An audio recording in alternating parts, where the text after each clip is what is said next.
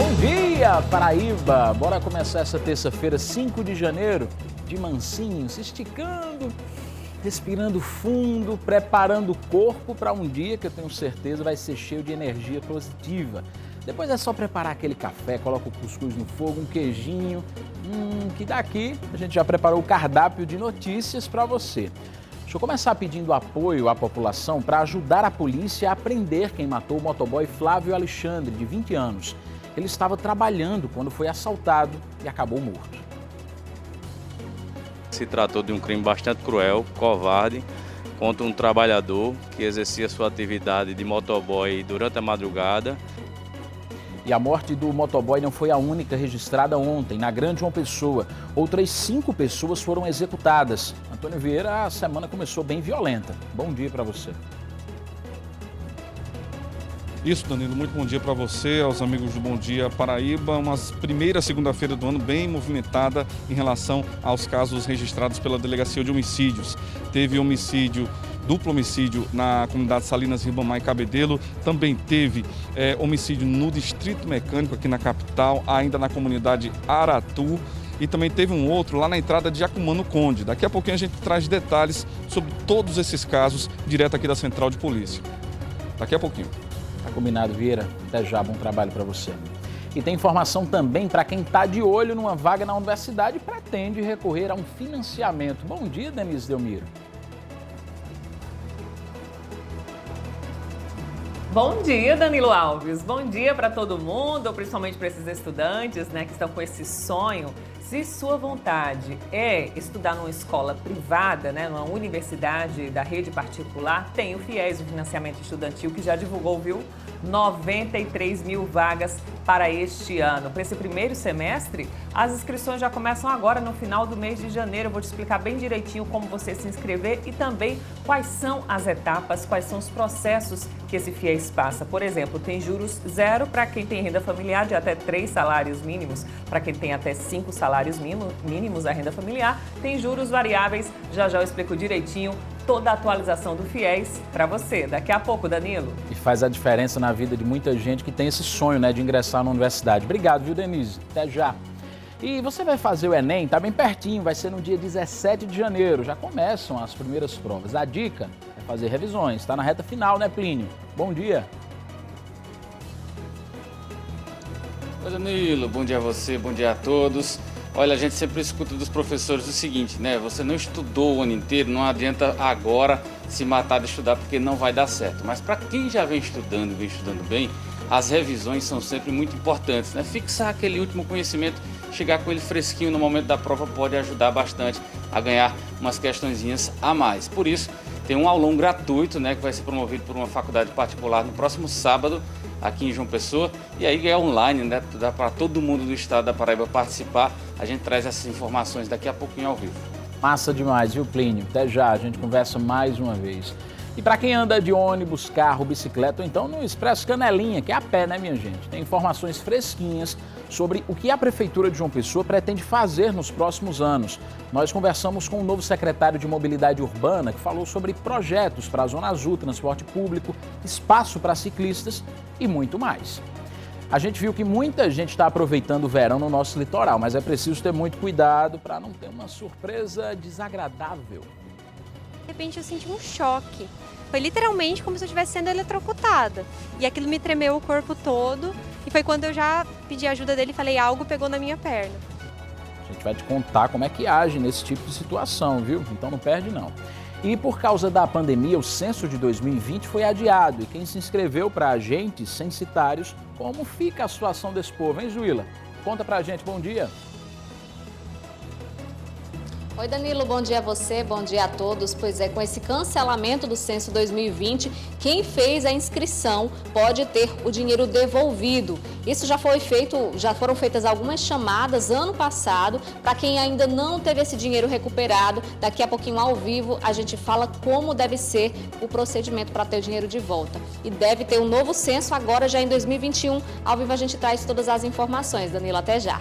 Até já, Zuila. Obrigado para você. Verão, calor, a necessidade de se hidratar não é novidade, não. Água, gente, tem que tomar muita água.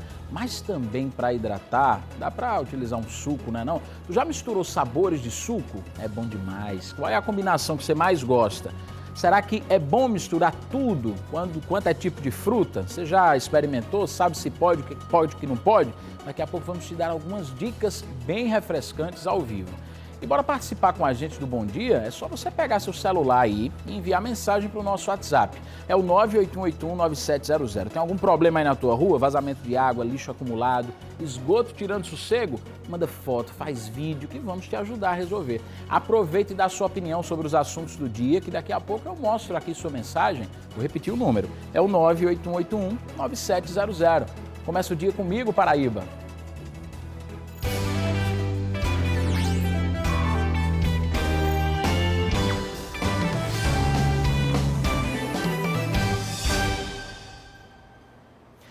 Um motoboy foi assassinado enquanto trabalhava aqui em João Pessoa na madrugada de ontem.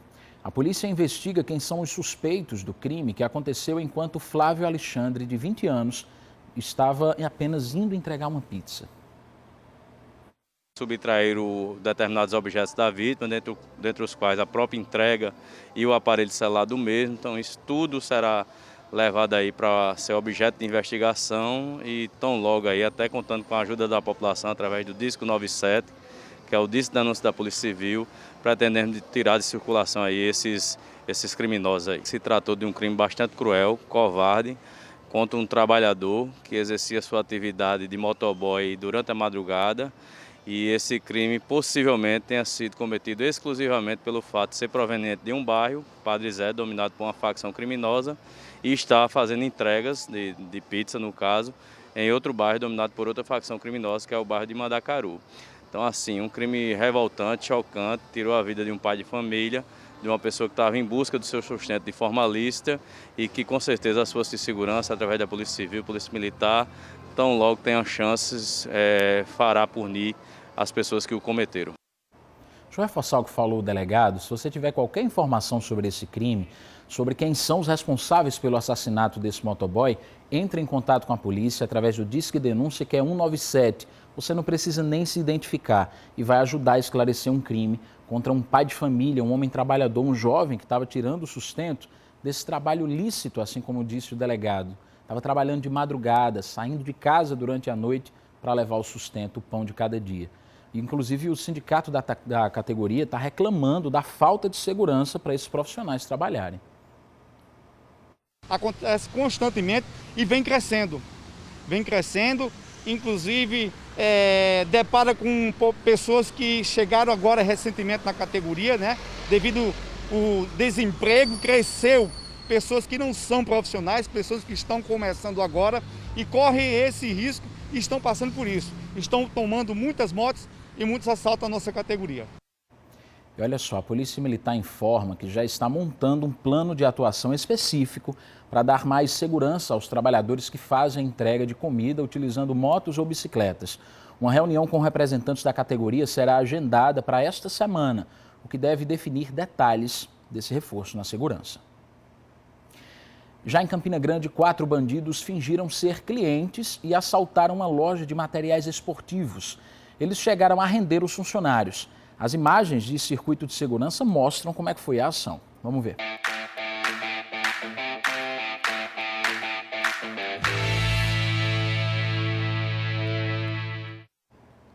O Enem começa dia 17 de janeiro. Você está preparado? Nada melhor do que dar aquela revisada nos assuntos, né não? E ver só a chance que você tem de participar de um aulão gratuito e online. Plínio Almeida vai explicar para a gente que aulão é esse e como faz para participar, né, Plínio? Bom dia. Oi, Danilo, bom dia a você, bom dia a todos nessa nossa Paraíba. Tá todo mundo agora se preparando, né? Reta final, não tem mais o que fazer. Quem estudou, quem não estudou, né? Não tem muito jeito. Mas para quem vem aí se preparando bem, fazer os aulões, as revisões, é algo muito importante para fixar aquele conhecimento que está faltando, alguma coisinha que você tinha dúvida e chegar pronto para arrebentar lá na prova do Enem. No próximo sábado tem uma faculdade particular aqui de João Pessoa que está promovendo um aulão das 8 da manhã até as 5 horas da tarde, totalmente gratuito e online. Uma equipe especializada com 9 professores. Um deles está aqui comigo é o professor de Biologia Evandro Gomes, organizador também desse aulão já há um bom tempo, né, professor? Esse ano não pode ser mais presencial. Bom dia, como é que está a organização para esse momento? Bom dia, Plínio, bom dia especial a todos os alunos, telespectadores que estão aqui, os pais que também estão nessa luta juntamente com os alunos. Pois é, estamos aí há 10 anos nessa labuta com esse aulão, que já foi, sim, considerado o maior do Brasil pelo próprio Jornal Nacional.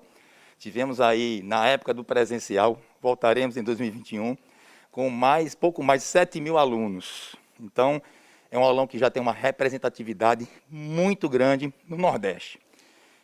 Começa às 8 horas da manhã e tem uma pausa, né? Como é que vai ser? Quanto tempo para cada área de conhecimento? Perfeito. Vamos começar às 8 horas da manhã, tá? Nós teremos aí, pela manhã, teremos natureza. Então, a natureza, ou seja, a natureza dividida em 3 disciplinas.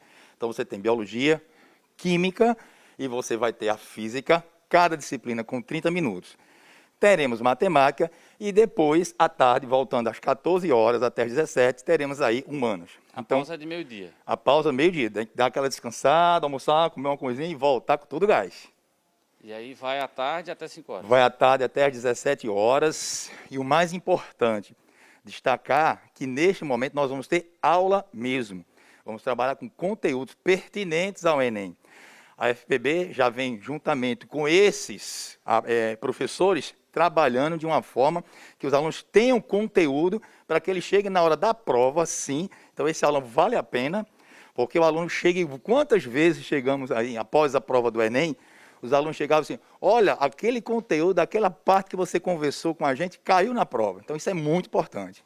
Então a equipe, como é especializada, já sabe bem aqueles pontos principais, né? Já vão direto ali, aquele reforço, aquela fórmula, aquele conhecimento que sabe que tem uma probabilidade maior de aparecer na prova. Exatamente, Plínio. Nós temos professores aí que são reconhecidos nacionalmente.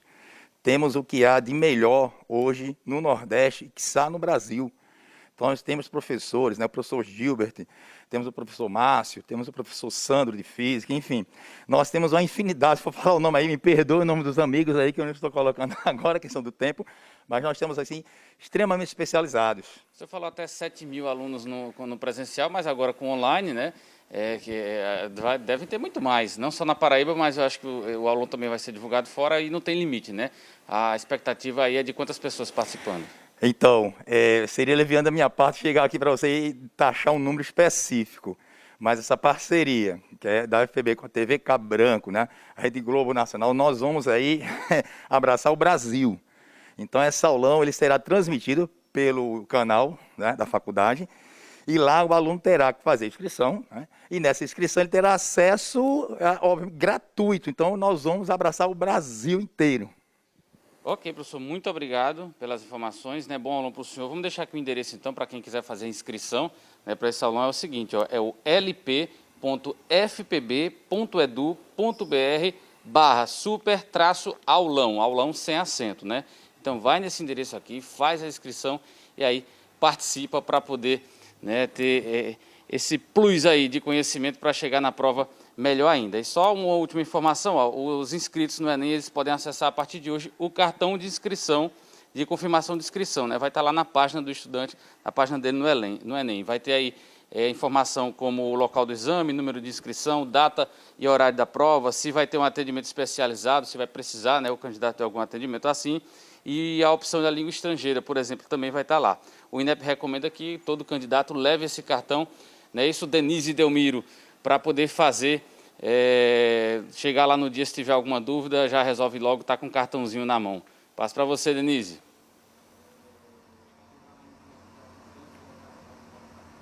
Obrigada, Plínio. É muito boa essa orientação, né? Se você já sabe seu local aí de prova, já vai antes, dá uma passadinha lá para saber onde é, para você não perder tempo no dia do exame, tá? Falando nas notas do Enem, se o seu sonho, se sua vontade é estudar numa universidade da rede particular de ensino, eu tenho ótimas notícias. O financiamento estudantil, o FIES, divulgou que vai abrir 93 mil vagas este ano e as inscrições para o primeiro semestre já começam agora no final do mês, de 26 a 29 de janeiro. Ainda não se sabe quantas vagas para essa primeira etapa, mas se sabe que para este ano são 93 mil vagas pelo FIES. Esse número, minha gente, faz parte do plano trienal do FIES. Como assim? Já foi divulgado ontem, no Diário Oficial da União, e estão previstas para esse ano 93 mil vagas e o mesmo número previsto também para 2022 e 2023. Poderá sofrer alterações, mas essa deverá ser a média. Em 2019, eu não sei se vocês lembram, o Ministério da Educação, o MEC, chegou a divulgar que as vagas do FIES diminuiriam de 100 mil para 50 mil. Mas essa previsão não aconteceu, já que agora a gente está divulgando aí 93 mil vagas abertas. O FIES tem 2 edições ao ano, como eu estava explicando. Tem a primeira etapa agora, no primeiro semestre, com as inscrições no final do mês. E aí você vai ter que usar as notas do Enem dos anos anteriores. Por quê? É lógico, minha gente? O Enem ainda vai ser feito. As notas, os resultados sairão ainda em março. Então, para quem precisa do FIES, tem que utilizar as notas dos anos anteriores, tá bom? Atualmente, o FIES tem 2 categorias. A primeira oferece juros zero para quem tem renda familiar igual até 3 salários mínimos. A segunda é o chamado PFIES. Tem juros variáveis e é direcionado para aqueles alunos que têm até 5 salários mínimos como renda familiar. Com essa crise financeira que a gente passou, da pandemia do novo coronavírus, o FIES percebeu aí muita inadimplência. Em 2019, por exemplo, essa inadimplência já vinha acontecendo, cresceu de 567 mil contratos, estavam com pelo menos 90 dias de atraso em abril. Em dezembro, esse número aí já era em 700 mil, que representa 47% do total de vagas aí de contratos feitos pelo FIES.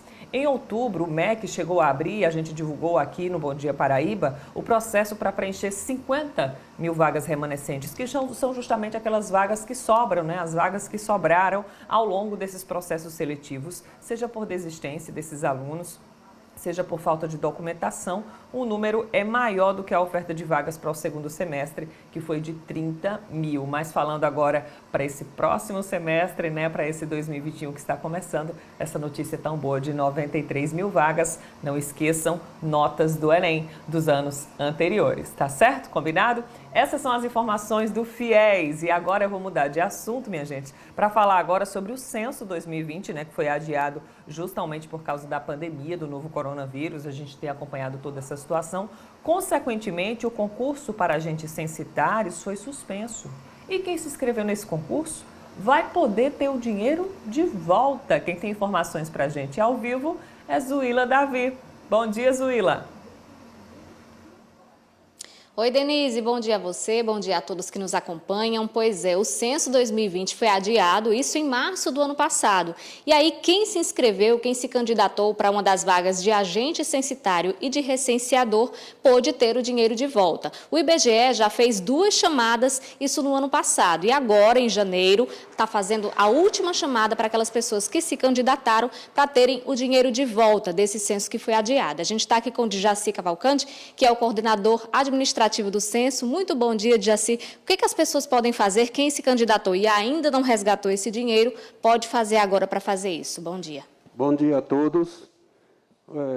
Como já foi dito, o censo 2020 foi adiado para 2021. Então, iam haver 2 processos seletivos, um para agente censitário municipal e supervisor e o outro para recenseador. Então, em março, realmente foi cancelado. E o IBGE novamente está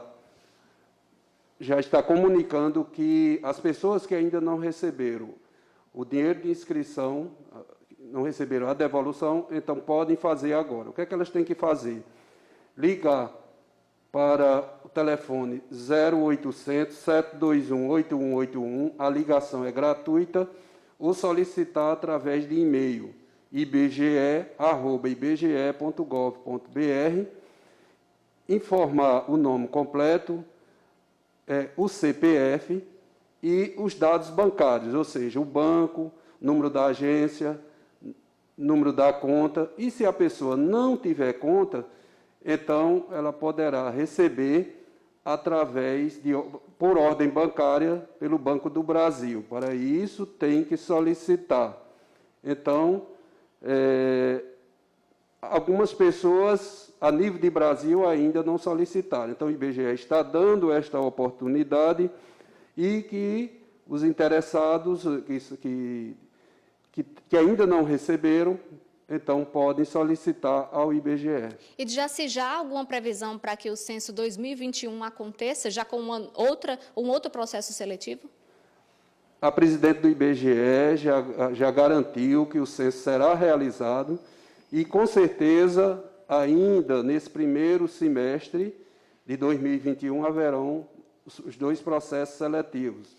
As pessoas que se inscreveram no processo seletivo de 2020 terão, se tiverem interesse em participar do censo de 2021, terão que fazer inscrições.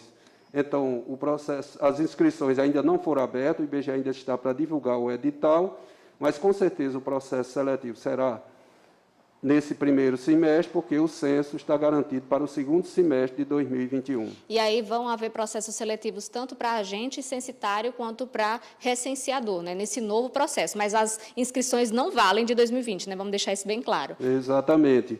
Porque são 2 processos seletivos, porque um é para agente censitário municipal e agente censitário supervisor, que são pessoas que coordenam os trabalhos de campo dos recenseadores, e tem o processo seletivo de recenseador, que é aquele que vai para a atividade de campo coletar os dados. Então, o de recenseador pode ser de nível fundamental, enquanto o de agente censitário municipal e o agente censitário supervisor tem que ter pelo menos o 2º grau. Muito obrigada, Jaci, pelas informações. Então é isso, Danilo. Lembrando que quem fez a inscrição do Censo 2020 pode ter o dinheiro recuperado de volta e também já há previsão aí para o Censo 2021. O pessoal vai ficar atento aqui no Bom Dia Paraíba. A gente traz todas as informações quando esse processo abrir novamente. É com você. Vamos trazer sim, Juíla. Obrigado para você, viu? Ótimo trabalho.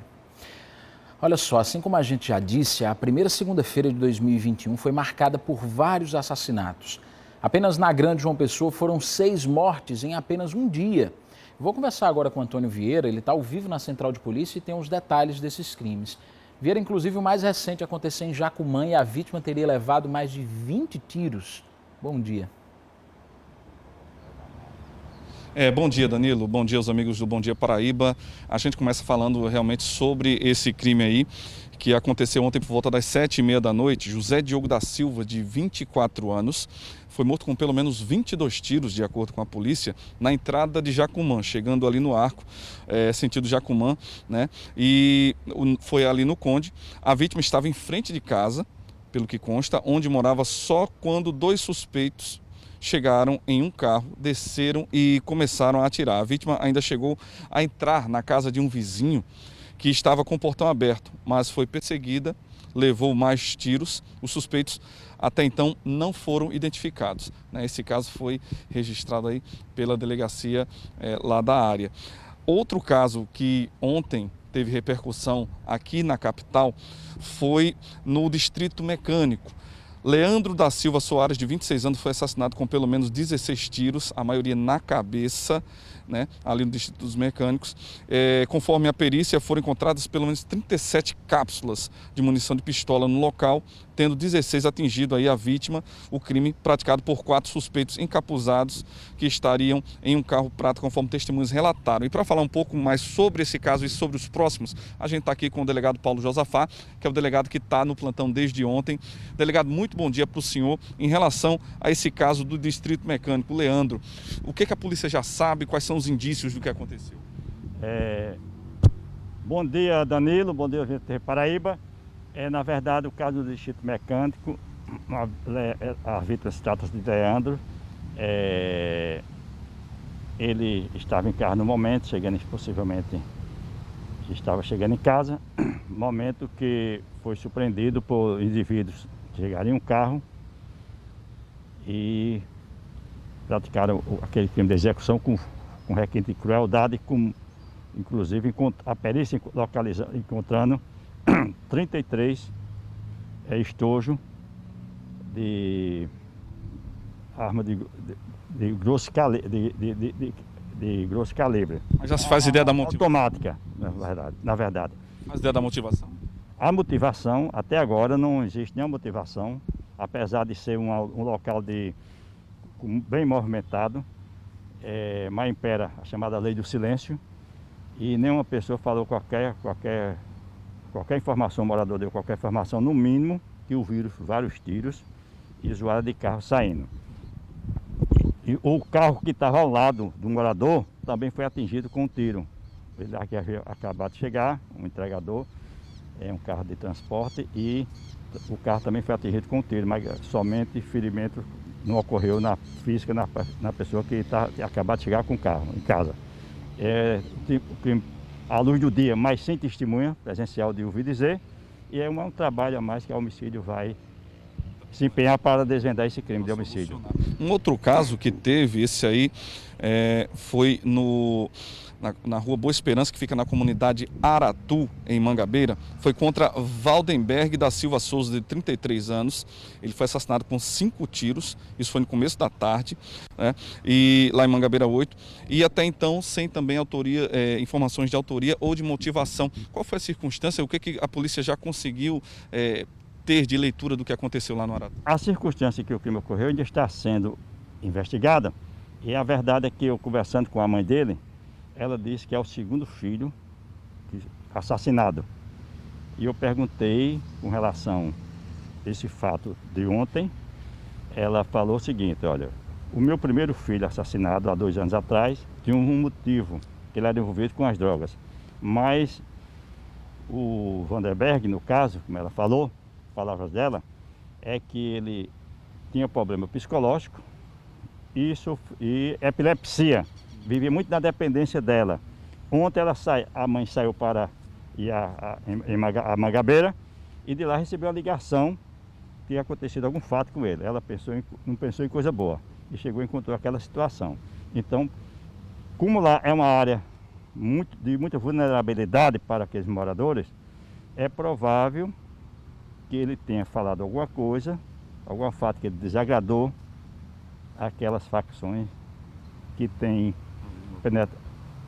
que atua naquela área. Mas também testemunha, por exemplo, muita gente na rua, mas ninguém falou nada a respeito de se viu uma ou mais pessoas. E é um trabalho a mais também para a delegacia de homicídio elucidar. Um outro caso, doutor Paulo, que inclusive eu estive com o senhor ontem pela manhã, foi ali na comunidade Salinas Ribamar, que fica em Cabedelo, onde foi registrado um duplo homicídio, né? 2 corpos de homens jovens foram encontrados, né, em meio a uma estrada ali ao lado da linha férrea, e com perfurações de faca, tiros, também pedradas, sinais de tortura. O que a polícia conseguiu avançar de ontem de manhã para cá em relação a esse caso lá, já que tinha indícios, inclusive, que poderiam ser 2 jovens que estavam desaparecidos do bairro do Jacaré, em Cabedelo? Conforme você fez o registro jornalístico ali ontem, é um crime praticado com extrema violência. Os 2 jovens, aparentemente 16, 17 anos, por aí assim, e a semelhança deles é muito grande um com a outra. Mesmo o corpo estava enlameado, eles provavelmente chegaram lá sob tortura, conduzido por um grupo certamente, e amarrado com um fio de ação. E provavelmente naquele local foi onde eles foram espancados inicialmente, porque tem as pedras, uma das pedras que atingiu a cabeça dele, de um deles com fratura exposta. E depois vários tiros por parte do corpo. Também encontrado estojo no local de armas automáticas. De forma que o local ermo, sem presença de testemunhas, nem câmeras, imagem de câmera, tem uma imagem bastante distante, que inclusive ontem já teria sido ia procurar recolher. O pessoal de Cabedelo mesmo se antecipou para pegar essas imagens, onde o crime vai ser investigado, e não tem a identificação desses jovens, apenas foi para exame de identificação, que não pode ser identificação criminal, mas pela arcada dentária, constata que são 2 adolescentes. Algum familiar apareceu para reconhecer? A propósito desse fato, tem um áudio de um suposto parente rolando na rede social e falando sobre os 2. Mas que até o momento da agora, o estranho é que nenhum familiar apareceu na delegacia de homicídio com a identificação da documentação desses 2 jovens. E estamos aguardando que apareça as familiares aqui para dar qualquer informação que possa ajudar nas investigações. Mas mesmo não comparecendo, eles serão intimados a comparecer. Ok, delegado Paulo Josafá, delegado plantonista da Delegacia de Homicídios, aí com esses vários casos aí a serem elucidados, né, que aconteceram durante todo o dia de ontem, a primeira segunda-feira do ano, Danilo, e que seguem agora nas investigações da Polícia Civil, e a gente aguarda aí os desdobramentos para a elucidação desses casos que aconteceram ontem. Voltamos contigo. É isso, Vieira. Infelizmente, um início de ano bastante carregado, assim como você disse, e a gente espera que a polícia consiga identificar os responsáveis por esses crimes que foram cometidos. Afinal de contas, a impunidade faz com que o incentivo ao crime aconteça. E a população pode ajudar os policiais através do Disque Denúncia 197. O sigilo é garantido, não precisa se identificar. Obrigado, Vieira. Até já. Olha só, vamos ver agora os primeiros comentários dos telespectadores, vocês que estão participando conosco aqui do Bom Dia Paraíba, através do 981819700, que é nosso WhatsApp. Continua mandando mensagem, vamos ver as primeiras por aqui. Qual será o futuro dos prestadores de serviço da educação do município de João Pessoa? Já que o ano letivo ainda será online. Marcelo, do bairro do Geisel, está com essa preocupação, inclusive serve como sugestão para que a gente vá atrás do secretário da Secretaria de Saúde, de Educação aqui do município, e eles deem um posicionamento, como é que fica a situação desses servidores. Olá, bom dia. A praia de Barra de Gramame, a 10 quilômetros do centro de João Pessoa, está completamente abandonada. Os turistas não vão lá, pois a criminalidade tomou conta da área e também os proprietários dos imóveis sequer muros podem fazer nas suas propriedades. Quando fazem, as quadrilhas derrubam. A PM, quando acionada, demora horas para chegar ao local. Pedimos providências urgentes ao Ministério Público para fiscalizar e aplicar a lei. É isso que a gente espera também, uma denúncia grave de uma pessoa lá de Barra de Gramame. A gente espera que a polícia consiga atuar nessa situação. Porque as linhas 5201 do Colinas do Sul e 2501 da Epitácio Pessoa Rangel ainda não voltaram a circular. Será que não vão voltar? Fica aí o questionamento dos moradores lá dos bairros que utilizam essas linhas de ônibus. A gente sabe que houve uma redução nas linhas por conta da pandemia. A frota seguiu reduzida e a gente espera agora, nesse ano de 2021, se alguma mudança vai acontecer.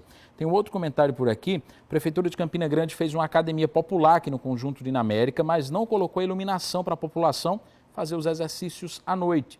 No escuro fica difícil. Está feito o apelo aí da população lá do Conjunto Dinamérica, que tem uma academia popular para fazer exercício, mas por enquanto estão podendo fazer só durante o dia. Está precisando de iluminação pública por lá. Continua mandando tua mensagem para cá, 981819700. Já já a gente vê mais mensagens de telespectadores, tá bom? Na primeira semana do ano, estamos tendo que encarar o aumento do preço da gasolina e o que não falta, óbvio, é a reclamação dos consumidores. O PROCON foi para a rua para notificar os postos para que eles expliquem esse reajuste, que chega a 20 centavos por litro. É muito. Ele não era esperado como os fogos de artifício, mas chegou na virada do ano.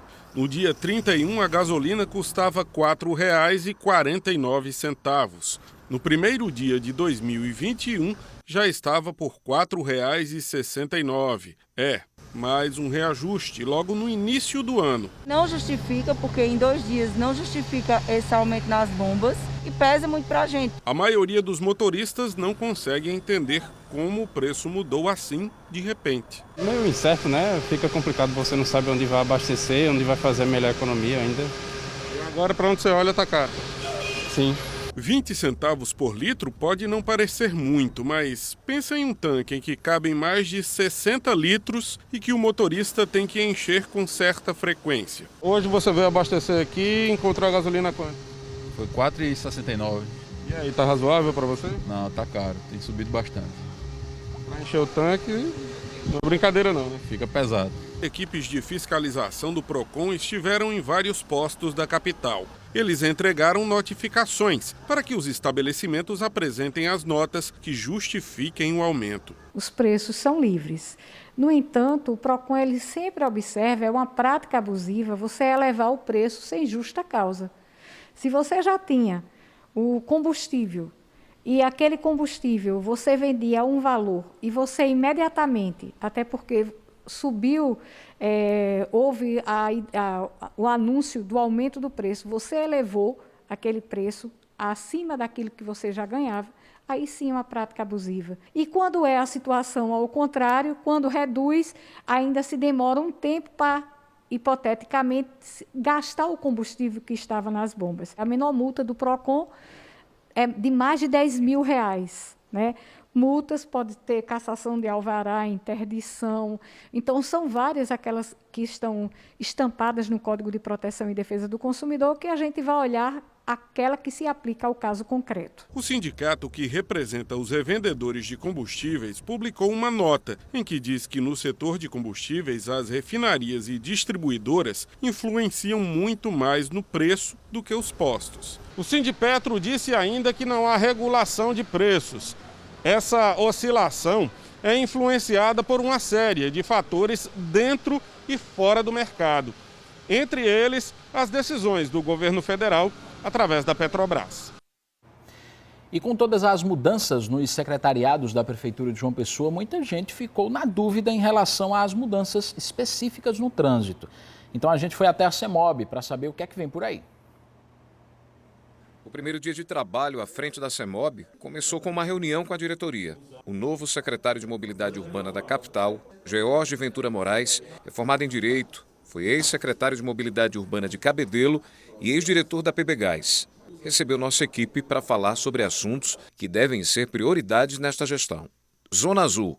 Bom, há estudos em andamento na Secretaria de Mobilidade para ampliação das vagas da Zona Azul, em aproximadamente mais de 1.000 vagas. E, notadamente, a principal inovação que a CEMOB pretende utilizar é a Zona Azul Digital, possibilitando que o cidadão ele consiga identificar vagas com maior rapidez, perdendo o menor tempo possível nos seus deslocamentos. Ciclovias e ciclofaixas. A CEMOB, junto com seu corpo técnico qualificado, junto com seu pessoal de engenharia, ela se debruçará para verificar não só as adequações que forem necessárias, como também a possibilidade de ampliação, sim, desse sistema de transporte mais moderno, mais seguro, mais econômico para toda a população. Transporte público. Bom, o transporte público, sem dúvida, é prioridade para que a gente possa cuidar melhor das pessoas, daqueles que mais precisam, que possa se oferecer um transporte de melhor qualidade para o usuário, com melhor conforto, na tentativa de renovar a idade da frota de veículos, que hoje é de aproximadamente 6 anos e meio, 7 anos. Interdição da praia para atividade física. É uma experiência bem sucedida, que merece o aplauso de toda a população, e a CEMOB, sem dúvida alguma, é um órgão importantíssimo na manutenção da ordem. A gente consegue gerar não só bem-estar, interatividade para a população, um início de manhã saudável para todos. Tanto é verdade que a utilização ela é intensa, não só por parte dos pessoenses, mas também dos turistas. Obras na Avenida Epitácio Pessoa. A obra na Avenida Epitácio Pessoa ela será concluída, até porque já se foi feito grande parte. É um investimento que, claro, deve ser potencializado e capitalizado para o bem da população. Semáforos inteligentes, que é o que a CEMOB já utiliza na Avenida Epitácio Pessoa e também na Avenida Flávio Ribeiro Coutinho, em Manaíra, né, possibilitando enxergar de uma maneira mais dinâmica e mais eficiente os cruzamentos, as intersecções na Avenida Epitácio Pessoa, faixas exclusivas para ônibus, melhoria dos abrigos. Sem dúvida que isso está no radar da nova gestão. Isso será implementado da maneira mais rápida possível. Saber agora como estão os dados da Covid aqui na Paraíba? A gente tem os números totais da doença. Primeiro, as mortes, que são 3.722. Foram 16 registradas somente no último boletim. Nas últimas 48 horas, 11 pessoas morreram por complicações da Covid. A gente está vendo agora os casos confirmados, que já são 168.179. Os novos casos registrados no último boletim, 135. Agora a gente está vendo um número que nos dá mais esperança. São 127.619 paraibanos que conseguiram vencer a Covid, estão recuperados da doença. A gente deseja muita força, principalmente para quem ainda está enfrentando. E olha só, os dados que saíram no inquérito sorológico do Estado destacam que a comorbidade que é mais encontrada entre os infectados era a obesidade. Qual é a relação da Covid com a obesidade? Essa é uma das perguntas que fazemos ao endocrinologista Mário Coutinho, que está aqui conosco ao vivo. Bom dia, doutor. Qual é essa relação? Bom dia.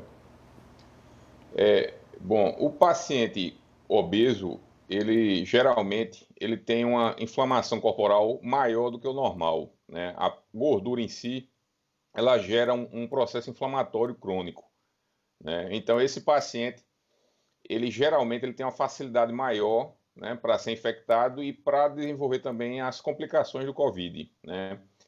Esse estudo, ele viu justamente a incidência de obesidade. Então, como a incidência no nosso estado é alta, né, acima de 50% da população está acima do peso, então nós vemos também uma grande incidência de infectados por Covid nessa população de obesos. Doutor, e por que nessas pessoas a Covid acaba sendo mais grave? Porque ela termina acometendo de forma mais agressiva essas pessoas? Os últimos estudos da Covid mostram que a Covid é uma doença que causa inflamação em vários órgãos do corpo, principalmente no pulmão, né, onde nós temos aquelas lesões de 25%, 50%. Então, quando a Covid acomete um paciente que já está no estágio inflamatório, como o paciente obeso, né, a tendência é que essa inflamação seja maior do que uma pessoa que não tem obesidade.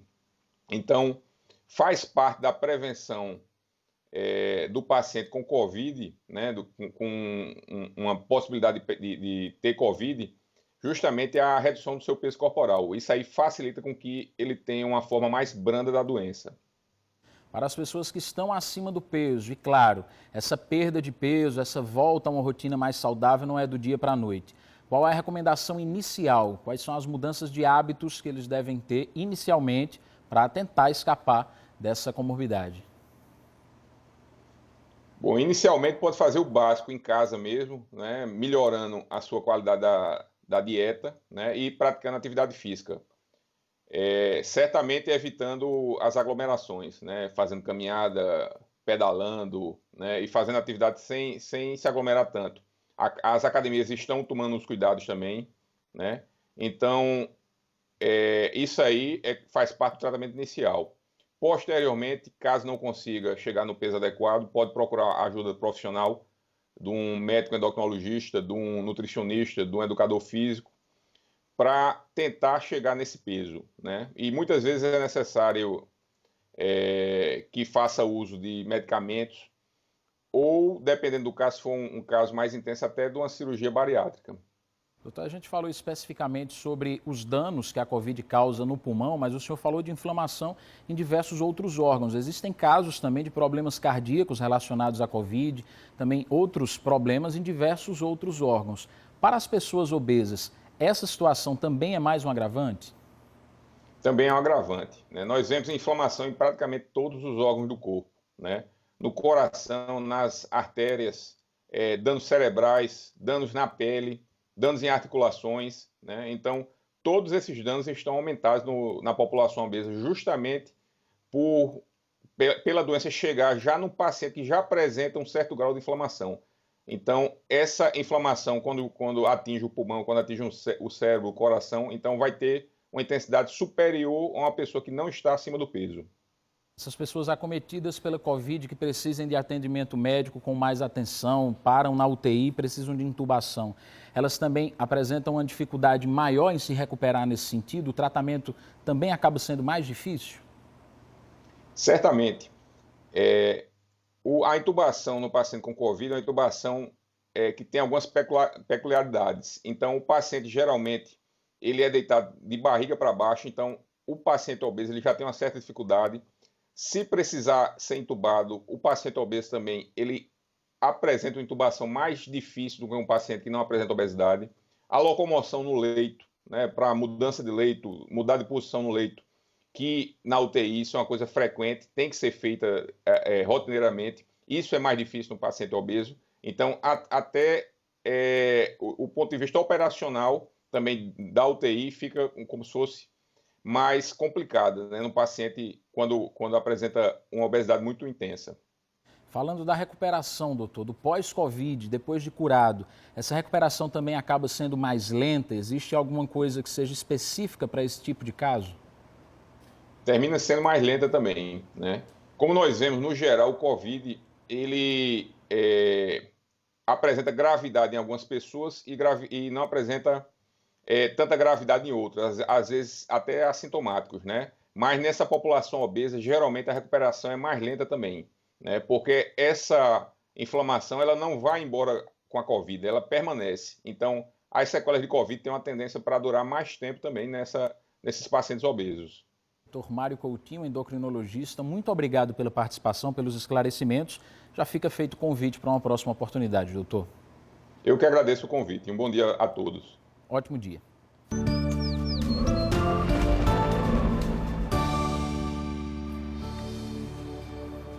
Bora conferir agora a previsão do tempo no interior do estado. No Brejo, o dia será de céu parcialmente nublado, com chuvas passageiras e localizadas. Isso à noite. A temperatura mínima é de 20 e a máxima de 29 graus. No Cariri, Icura e Mataú, o dia será de céu parcialmente nublado. A mínima por lá é de 20 graus e a máxima de 34. No sertão do estado, o dia será de nebulosidade variável, com chuvas localizadas entre a tarde e a noite. A mínima é de 24 graus e a máxima de 37 graus. Já no Alto Sertão, a previsão é a mesma do Sertão. Dia com nebulosidade variável, podendo ter chuvas localizadas entre a tarde e a noite. A mínima é de 23 e a máxima de 36 graus. Você que está sempre indo à praia ou planejando ir, fique atento às águas vivas, às caravelas que aparecem também. Uma turista do Mato Grosso foi queimada por uma água viva e nem sabia o que fazer. E desses casos terminam aumentando sempre durante esse período de verão. Então entenda por que, na reportagem, também o que fazer nesse tipo de situação. A praia é o destino de grande parte dos brasileiros para curtir as férias. Por esse aumento no fluxo de banhistas, o número de acidentes com animais marinhos também é maior. As caravelas portuguesas, que são os mais comuns aqui, são animais que não têm estrutura de locomoção e os ventos trazem ela para a beira do mar. E aí, quando os banhistas têm um maior fluxo de banhista, a gente tem uma maior quantidade de acidentes, independente da época do ano. No verão acontece por causa da maior quantidade de banhistas. Apesar de ser aparentemente inofensivo, o contato com alguns dos animais pode ser doloroso. Foi o que Mariana constatou. É a 4ª vez que a matogrossense passa as férias no litoral paraibano. E dessa vez o banho de mar foi interrompido por uma experiência nada agradável. De repente eu senti um choque. Foi literalmente como se eu estivesse sendo eletrocutada. E aquilo me tremeu o corpo todo. E foi quando eu já pedi ajuda dele e falei, algo pegou na minha perna.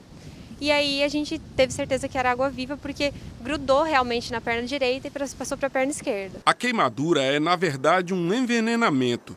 É que as águas vivas possuem toxinas que, em contato com a pele, causam lesões como essas. E assim como Mariana, muita gente não sabe o que fazer nesse momento e acaba recorrendo a métodos que podem até piorar a situação. Se lave com água no mar e tente tirar cuidadosamente os tentáculos que ficam aderidos à pele, que são os que causam aquela dor, né? Que são as células urticantes do animal, ou lavar com vinagre, que é um líquido que também ajuda a remover essas estruturas. Na maior parte das vezes não há complicações, mas alguns casos pedem outros cuidados. Em casos mais graves, o ideal é que a pessoa seja encaminhada para o pronto-socorro. Então, quais são esses casos mais graves? São casos de queimadura persistente, áreas grandes, que causam muita dor também, né? E também em caso de pessoas alérgicas, que aí é um risco que existe. As pessoas podem apresentar outros sintomas, são sintomas sistêmicos, sintomas respiratórios, falta de ar. Então, quando aparecer esse tipo de sintoma, o ideal é que encaminhe para o pronto-socorro para receber atendimento especializado. É comum os pais deixarem as crianças brincarem na parte mais rasa. Fica então o alerta para tentar evitar esse tipo de acidente. Se perceber que existem caravelas, que existem esses animais flutuando ali, se afastar, retirar crianças do local, que é muito comum que crianças sejam atraídas pelos tentáculos ali, por achar que é algum tipo de objeto diferente e acaba se machucando. Então, indicado aos pais é que retire as crianças e também não se banhe nesses locais. Tem que tomar cuidado mesmo, e às vezes as bichinhas ficam na areia, você termina pisando também, enfim, presta bem atenção. Agora, falar em areia, praia, mar, verão, tá um calorão danado, não tá não? O que é que a gente tem que fazer, minha gente? Se hidratar. Que tal um suquinho? E ele nem precisa ter um sabor só. Você pode misturar várias frutas e deixar até ele mais gostoso, mais saboroso, mais atrativo. Plínio Almeida tem algumas dicas pra gente, não é isso, Plínio? É isso, Danilo. Suco é tudo de bom, né? Não ainda mais no verão, né? O calorão que está fazendo, aí você tem a oportunidade de fazer um suco e às vezes de uma fruta só, não de várias, fazer um mix. Por isso que a gente veio aqui para a Érica Nóbrega, nutricionista, montar essa mesa maravilhosa. Tem 4 exemplos de misturas de frutas para sucos e ainda mais um drink especial que a gente vai falar no final, tá? Érica, bom dia para você. Bom dia. A gente tem aqui uma mesa lindíssima e vai começar pelo abacaxi com limão. O que é que tem nesse suco? Lembrando que nem tudo, né, vai combinar. As misturas, elas têm que ter um pouco de doce e cítrico, porque é isso que dá o frescor, né? Nesse calorão, exatamente como você está falando. Imagina você chegar em casa e poder, bem gelado, tomar um suco desse. O abacaxi, ele é rico em fibra, é rico em vitamina C, né? Em vitamina A. O limão, gente, eu até sugiro adquirir um espremedor desse, super fácil, porque às vezes você não tira o sumo do limão todo. O limão, tanto você espreme aqui para tirar o sumo, quanto a própria casca, certo? De uma forma que vira, espreme e sai alguma coisa na casca que tem substâncias extremamente interessantes para a imunidade. Quando espreme com a casca também, é bom tomar logo para não ficar depois aquele ranço? Em relação a suco, é interessantíssimo que você produza e tome, né? Até porque nessas misturas, muitas vezes o cítrico, quando demora muito, amarga, né? Não dá um gosto legal se você demora, trava. Então, o abacaxi e o hortelã, você pode estar tomando. Uma outra dica, se você quiser, é fazer um gelo de hortelã, certo? Você pega a água, põe as folhas de hortelã e faz o gelo. E aí, na hora, você bate o gelo com já o hortelã dentro com o abacaxi. Fica super refrescante. E que interessante. Vamos passar para aquele aqui, esse vermelho. Ó. Tem o que ali? Melancia e frutas vermelhas, é isso? Melancia, frutas vermelhas e um toque de pimenta calabresa. Pimenta calabresa. Pimenta calabresa. A gente, quando chega perto de pimenta, não dá aquela sensação de quê? De um frescor, né? Então, imagina você utilizar a pimenta dentro de uma mistura de suco. Mas fica forte assim o gosto da pimenta? Não, é um toque, é uma pintada. Não é preciso muito, não, tá? As frutas vermelhas, elas são ricas em antioxidante, tá? A melancia, ela tem dentro a composição de um óxido nítrico, que melhora o quê? Circulação. Então, a pegada do verão tem a ver com exercício físico, pelo menos é tudo que a gente pede, é que renovou o ano, vamos dar um foco e é importante dar uma malhada. Então, super interessante para você tomar até antes da malhação. Bacana. Aqui um clássico, né? Acerola. E é o clássico, acerola, só que eu misturei a acerola com água de coco. Tá? A outra sugestão também que posso estar fazendo é que você vai pegar água de coco e fazer gelo de água de coco e bater com a acerola. Então, vai ficar mais refrescante ainda. A pegada é deixar bem geladão, para que você, na hora do calor, você tome e realmente se refresque. A acerola, eu sei, né? É famosa por ter muita vitamina C. Isso, se você for analisar 25 bolinhas dessa daí, já é a conta da vitamina C que a gente precisa. É como se você estivesse tomando um suplemento. Exatamente. Então, você pode até fazer esse sucão mais concentrado. 25 bolinhas dessa daí e um copo de água de coco. Nossa, mãe, você está muito bem. Eu nunca provei, mas deve ser delicioso também. Tudo com água de coco eu acho muito bom, né? E aí, a opção da água de coco, aí eu coloquei também o próprio coco. Certo? Então, coloquei água de coco e o coco verde. É muito interessante você... Aquela raspinha do coco verde, que é muito rica. Então, imagine você estar se refrescando e estar recebendo uma quantidade de nutriente muito interessante a nível de vitaminas e minerais, que é tudo que a gente precisa. Há um gasto, uma perda muito grande. Quando você tem uma sudorese intensa, vai-se embora ali muita coisa. Você que está em casa aí, ó, tá anotando, ou então está pelo menos gravando aí, né? Porque são dicas muito interessantes. Aqui, o quarto e último suco, a gente tem maracujá e manga. São só os dois aqui? São só os dois. Só não, né? Porque aqui já são muito ricos. Eu gosto sempre de estar dando uma pitada de condimento. São os dois e o famoso gengibre. Que o gengibre não é preciso você jogar muito, gente. Você joga uma pitadinha, dá uma raladinha de gengibre. Ele vai ficar... Isso é pouca, porque ele é muito forte. Ele é muito forte. Vai dar de novo aquela sensação de frescor, né, de ar, de um ar diferente. E você perceba aí que esse suco, tá, eu bati e deixei um pouquinho de nada de semente. Não foram todas as sementes do maracujá, não. Eu deixei um pouquinho. E para encerrar rapidinho, nosso tempo está acabando, a gente tem esse drink aqui. Explica o que é que tem nesse drink, Érica. Que drink lindo, né? Imagina você tá com muito calor e aí você vai chegar e misturar água de coco, limão siciliano, que tem um gosto e um toque maravilhoso e uma riqueza em vitamina C, e folhas de hortelã. E assim que você for tomar, você vai jogar uma água com gás, super gelada. Então isso é bom demais. Verão e refrescou para você. É isso, Érica. Muito obrigado por tudo. Olha só que coisa linda, Danilo. Volto contigo aqui com essa imagem maravilhosa para o nosso verão. Bonito demais, saboroso e refrescante. Obrigado, viu, Plínio? Ainda é bom para a saúde. Ótimo trabalho aí para você. Olha só, a gente vai ver agora imagens ao vivo de um acidente que aconteceu ali próximo ao Acesso Oeste. Esse é o viaduto que passa ali pelas Três Lagoas aqui na capital. A gente já está vendo o pessoal do Corpo de Bombeiros prestando socorro e atendimento a um homem que estava em uma moto. De acordo com as informações que o nosso cinegrafista Walter Paparazzo, que está lá fazendo essas imagens agora ao vivo, é que a moto desse motociclista teve a corrente solta. E aí, depois disso, ele perdeu o controle do veículo e caiu aí por cima do viaduto.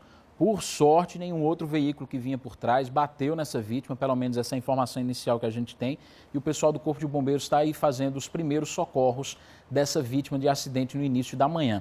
Então a gente registra aí para o pessoal que está passando aí por esse local, ali nas Três Lagoas, é bastante movimento nos dois sentidos, nesse horário, nesse início de manhã. Aí vocês estão vendo ó, que o trânsito está bem lento, bem complicado, porque uma das faixas está ocupada aí pelo pessoal do Corpo de Bombeiros que está fazendo esse socorro, esse atendimento. Aparentemente a vítima está acordada, mas ficou ali paradinha, isso é o que deve ser feito, não pode se mexer, tentar se levantar, e já está sendo socorrida pelo pessoal do Corpo de Bombeiros que chegou lá no local. Qualquer coisa a gente volta a falar sobre isso mais uma vez. E agora a gente vai conversar com o Denise Delmiro, porque tem um recado para os motoristas, pessoal que está atrás de documento para veículo, documento pessoal de habilitação, enfim, tem umas mudanças por aí, né, Denise? Tem sim, muitas mudanças, Danilo. Tudo agora digitalizado. Eu vou explicar para o pessoal de casa, para os motoristas. Seguinte, o documento de registro e de transferência do seu veículo agora é digital. Isso de acordo com o CONTRAN. Os outros já vinham sendo, né? Já vinham acontecendo, por isso que a partir de agora tudo digitalizado, os órgãos de trânsito não podem mais imprimir aquele papel moeda, aquele papel verdinho que a gente tinha o costume de ter o documento do veículo. Então, todos eles, aqueles que a gente já está acostumado, né? O certificado de registro do veículo, o comprovante de transferência de propriedade, o antigo DUT que a gente falava, o licenciamento anual, enfim, todos eles digitalizados. Essa resolução já entrou em vigor desde ontem e vale agora para os veículos registrados a partir dessa data, ou seja, agora no início de janeiro. Os outros documentos que você já tinha dos outros anos, se seu carro foi registrado nos outros anos, né, dessa data para trás, ainda está valendo, não se preocupe. O CRLV vai estar disponível em formato digital, é super fácil para você que ainda não tem. Se você pagou todos os seus débitos, IPVA e o licenciamento, é muito fácil você ir lá no aplicativo da Carteira Digital de Trânsito, né, baixa o aplicativo pelo celular, pode ir no portal no Denatran também e por meio dos canais de atendimento dos Detrans e ter ali de forma digital o documento do seu veículo. Aí você diz, Denise, eu não gosto, eu gosto de papel, não vai ser no papel moeda. Você pode pegar esse documento que é digital, imprimir numa folha A4 branca, é interessante que a folha seja branca, e aí vai sair também o seu QR Code de segurança. Assim, quando você for parado numa blitz pelos policiais, você pode mostrar o QR Code para eles e aí vai estar tudo certo, tá bom? Em que situações deve se registrar o veículo? aquelas de sempre, né, minha gente? Compra de veículo zero, compra e venda de veículo usado, mudança de município ou de residência do proprietário, mudança de categoria ou alteração de característica do veículo. Aí sim são novos registros, aí sim começa a valer a partir dessa nova medida com tudo digitalizado. O que é que acontece na prática? As mudanças não vão alterar para você que tem um veículo registrado anteriormente. Eu, por exemplo, o meu veículo é de outro ano, não é 2021 ainda. Então eu ainda tenho aquele antigo DUT, né, o papelzinho. Eu vou precisar ainda assim registrar atrás dele, né, o procedimento que a gente já fazia antes, com todos os dados do comprador, reconhecer firma. E aí o comprador do veículo vai até o Detran e faz lá a transferência. Isso para antes. O que é que muda a partir de agora? Você que vai ter tudo digitalizado. Seguinte, a partir de 4 de janeiro, o Detran vai expedir o CRLV, só vai expedir em formato digital, o de transferência, perdão, se o proprietário pedir ao Detran, dizer, a partir de agora eu quero vender o meu veículo, então nessa ocasião o proprietário solicita junto ao Detran, tá bom? Presencialmente ou por meio digital, por meio de canal, uma ligação, a expedição do documento de transferência é feita, já informando aí os dados do comprador, o Detran disponibiliza, né, esse documento de transferência e com o QR Code de segurança também. Depois disso, o procedimento é o mesmo de antes, vai no cartório, reconhece firma e aí faz a transferência do seu veículo. Isso nessa etapa, mas de acordo com o CONTRAN, acreditem, em breve, no futuro muito breve, para você fazer uma transferência de veículo, vai acontecer como a gente faz uma transferência bancária, por exemplo. Será tão simples, isso segundo o CONTRAN, será tão simples quanto fazer uma transferência bancária será a transferência do veículo. Mas, por enquanto, não. Você ainda tem que pedir ao Detran e aí ele vai disponibilizar para você fazer a transferência, tá bom? A partir de agora, tudo digital para os motociclistas e motoristas aí que desejam ter a sua documentação em dia. Tudo certo? São essas as informações? Agora eu vou mudar de assunto para falar sobre carnaval, né, minha gente? Quantas cidades por aí, as principais cidades do país, inclusive, que promovem os carnavais, né, por aí no Brasil afora, estão aí se adaptando a esse novo momento. Infelizmente, a gente não pode ter, aglomeração por causa da pandemia do novo coronavírus. E em Campina Grande sempre foi diferente. O carnaval lá é o carnaval da paz, de vários encontros religiosos e filosóficos, vários tipos de encontros aconteciam lá durante o carnaval, e que também reuniam muitas pessoas, muitos fiéis, religiosos, mas que isso também não vai poder acontecer. Os encontros já avisaram que este ano, também por causa da pandemia, os encontros serão todos pela internet. A gente agora vai ver mais comentários de telespectadores, pessoal que continua participando do Bom Dia Paraíba e pode continuar mandando mensagem no 981819700. É nosso WhatsApp, você manda mensagem e aparece por aqui, como fez esse morador lá da cidade de Conde. A nossa cidade do Conde está entregue ao lixo. Toda esquina está cheia de lixo. Aí fica o registro, pessoal da prefeitura dá uma resolvida aí nessa situação. Vamos ver a coleta de lixo como é que tá. Tem mais mensagem, essa é do professor Melo de Tibirim, Santa Rita. Estamos pagando tudo em dólar. A gasolina segue o preço do dólar, a soja e o milho são cotados em dólar. Acho que deveríamos ganhar em dólar também. Tá aí uma boa ideia, professor. Gostei. Aí eu aumentava. Mérico Alves, de Castelo Branco, aqui em João Pessoa. É um absurdo a gente ver a barreira do Cabo Branco ser engolida pelo avanço do mar e ninguém fazer nada. A gente sabe que existe um projeto em andamento, inclusive em execução por parte da Prefeitura de João Pessoa. Algumas etapas já foram concluídas e a gente vai seguir acompanhando e cobrando para ver o que é que vai ser feito com relação à barreira do Cabo Branco, assim como falou o Mérico lá do Castelo Branco, aqui da capital. Tem mais mensagem por aqui. Gostaria de saber da Prefeitura de Campina Grande por que os professores contratados das 28 escolas selecionadas pelo aumento do IDEB não receberam o 14º salário. Foram pagos apenas aos servidores efetivos das escolas? Muito injusto com os profissionais que muitas vezes contribuíram, né, para o aumento do IDEB. Tá aí o registro feito pelo pessoal lá de Campina. Tem outra mensagem aqui para eu mostrar para vocês. Vai aparecer já, não vai não?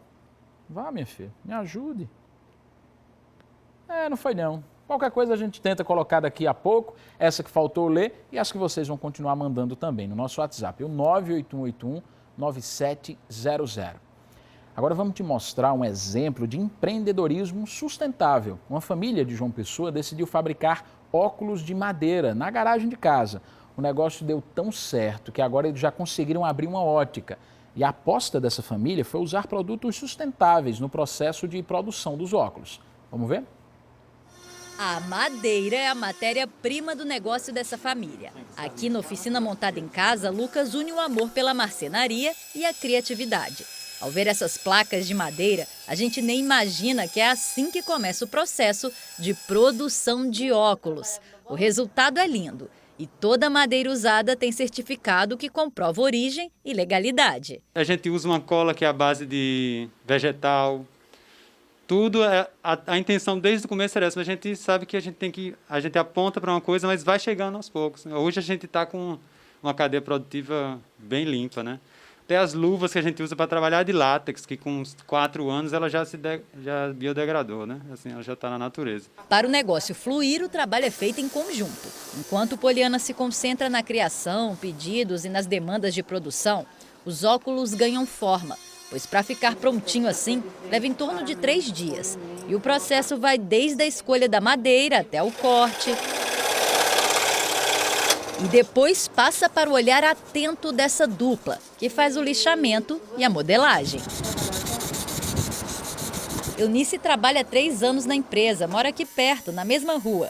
E ao lidar com a criação dos óculos, descobriu talentos que nem imaginava. Eu trabalho com máquinas, trabalho com madeira, o meu olhar está muito mais atento e eu crio coisas agora e eu gosto muito disso. O sonho de abrir o próprio negócio foi realizado. Está dando certo, mas não foi do dia para a noite. O casal se programou, planejou, até dar início ao projeto. Em 2015, a gente começou a pensar, né, o que é que a gente ia fazer. A gente tinha muita vontade de empreender, mas não tinha exatamente com o quê. Então, depois de muita pesquisa, muito estudo, a gente chegou na ideia dos óculos. E aí a gente levou para frente, mas aí teve ainda 1 ano e meio, mais ou menos, de muito estudo, muita prática, muita tentativa, muito erro. E aí até a gente chegar num produto que a gente considerava suficientemente bom e que era possível de ser vendido. E aí a gente, de lá para cá, a gente vem aperfeiçoando isso. A gente agora está com um espaço físico, né, que é uma ótica. E aí agora a gente está expandindo o nosso leque de atuação também com óculos de grau, com todo o cuidado que a gente já tem, com todo o respeito, porque se trata de saúde também, né? A proposta da empresa também se estende à embalagem. Olha só essa etiqueta. Contém sementes de manjericão. É só cortar e plantar. Tudo feito com muita dedicação e amor. Que essa semente se espalhe por aí. Então, essa tag, por exemplo, é uma forma de falar para as pessoas semearem essa ideia, né? De vamos cuidar do que é nosso, que é o planeta, que é a nossa grande casa, né? Que massa, né não? Ó, e com tratamento cada vez mais humanizado, o mercado pet tem apresentado um crescimento significativo. Muito além dos tradicionais serviços, como banho e tosa, as opções para proporcionar o bem-estar e o conforto aos animais são diversas e têm gerado um bom lucro. Se engana quem pensa que o universo comercial dos animais de estimação se resume aos serviços de um pet shop, como cuidados de banho e tosa e mimos como brinquedos para os bichinhos. Quem cria se apega tanto que muitas vezes não economiza em caprichar nos cuidados com o companheiro do dia a dia. Stephanie se especializou em alimentação natural para cachorro e gato, inspirada na necessidade dos bichinhos que ela tem em casa, e o resultado foi certeiro. Há 4 anos, segue com muita procura. A gente trabalha com dietas que são balanceadas para organismos saudáveis, que são as dietas que a gente já tem pronta, para pronta entrega. Mas a grande maioria das dietas, hoje em dia, já vem prescritas pelos veterinários. O tutor procura a gente já com a prescrição do veterinário. Hoje em dia aqui em João Pessoa o mercado está completamente diferente do que era quando eu comecei. Então já tem médicos veterinários que não só apoiam, mas que já atuam com isso aqui. No início não existia. Eu me lembro muito bem que eu vendi 20 e poucos no mês de dezembro. Eu estou comparando aqui o mês de dezembro do meu primeiro ano, eu vendi 20 e poucos quilos de comida. Hoje em dia a gente já vende na faixa de meia tonelada de comida por mês. Um serviço que chegou na Paraíba foi a cremação de animais. E olha, em julho de 2020, bem no meio do aperto financeiro provocado pela pandemia. Num carro funerário pet personalizado, um profissional leva o bichinho até a cremação, que é feita na cidade de Gurinhém. O procedimento dura 1 hora. Quem faz esse trabalho é treinado para, acima de tudo, respeitar a dor dos donos. As cinzas podem ser guardadas em urnas de vários formatos. Tem a opção porta-retrato, tem urna com a miniatura do bichinho de estimação em bronze, igualzinha ao animal em vida, urna com espaço para guardar também os brinquedos do bicho. As cinzas também podem ficar na casa da família, nesses objetos de decoração no formato de pet, gato, cachorro, ou até no formato do brinquedo preferido, como essa bola de lã. O tutor que quiser carregar o antigo companheiro para onde for, pode ainda optar por uma urna pingente, ou ainda chaveiro. Outra forma de eternizar o pet é juntar às cinzas as sementes de uma planta decorativa, ressignificando aquele velho amigo. Temos a biourna, que é a mais utilizada, porque a biourna você leva para casa, você coloca num jarro e planta uma espécie que você já também gosta e volta a cuidar dela. Então você está cuidando da planta e está cuidando novamente do seu pet. As urnas podem ficar até 90 dias neste espaço dedicado às cinzas. Fica no nosso cinzário, esperando a família passar o luto, que depende de cada família esse tempo. O dono recebe o certificado de cremação com o selo da licença ambiental. As cremações são acompanhadas por órgãos ambientais. Igual aos humanos, também é possível fazer o plano funerário PET. Quem não tem o plano funerário e se depara com a perda inesperada do animal de estimação e quer cremar o bichinho, precisa desembolsar a partir de R$ 200, dependendo do porte do animal, o que pode chegar aí a R$ 990. Um detalhe importante é que só é possível cremar animais de até 90 quilos. A dor de quem perde um animal de estimação nem sempre é compreendida pelas pessoas em volta, até mais próximas, como membros da família. Pensando nisso, o serviço também oferece um atendimento psicológico. E é aqui, dentro dessa sala reservada, que o tutor tem a oportunidade de conversar com um profissional psicólogo especialista no luto.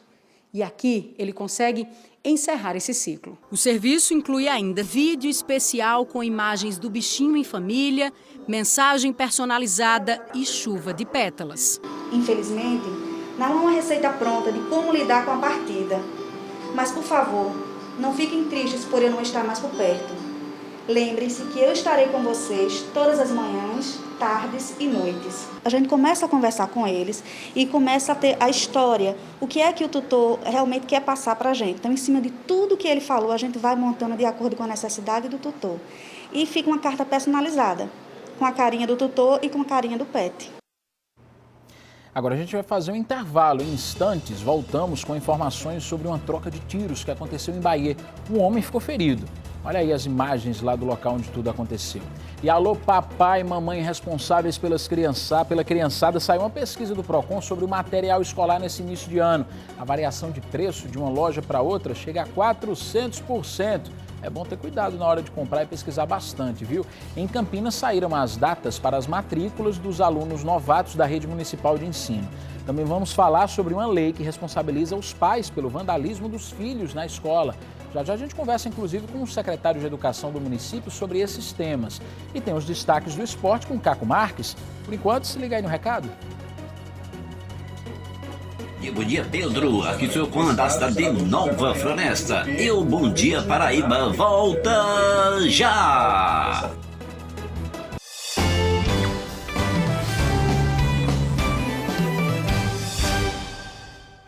Um tiroteio assustou os moradores do bairro Imaculada, em Bahia, na noite de ontem, possivelmente por conta de briga entre facções. Durante a troca de tiros, um dos envolvidos foi atingido e encaminhado para o Hospital de Trauma de João Pessoa. É para lá que vamos agora conversar ao vivo com o Zuila Davi. Zuila. Oi, Danilo, bom dia mais uma vez a você e a todos. Pois é, esse caso aconteceu ontem à noite, por volta das 9 horas, na Rua dos Canos, que fica no bairro Imaculada, lá no município de Bahia. As informações da Polícia Militar são de que houve essa troca de tiros, possivelmente uma briga entre facções envolvendo 3 veículos. Ao chegar ao local, a polícia interceptou um desses carros em que estava um jovem que tinha sido baleado. Nesse carro, a polícia encontrou munição e também uma espingarda.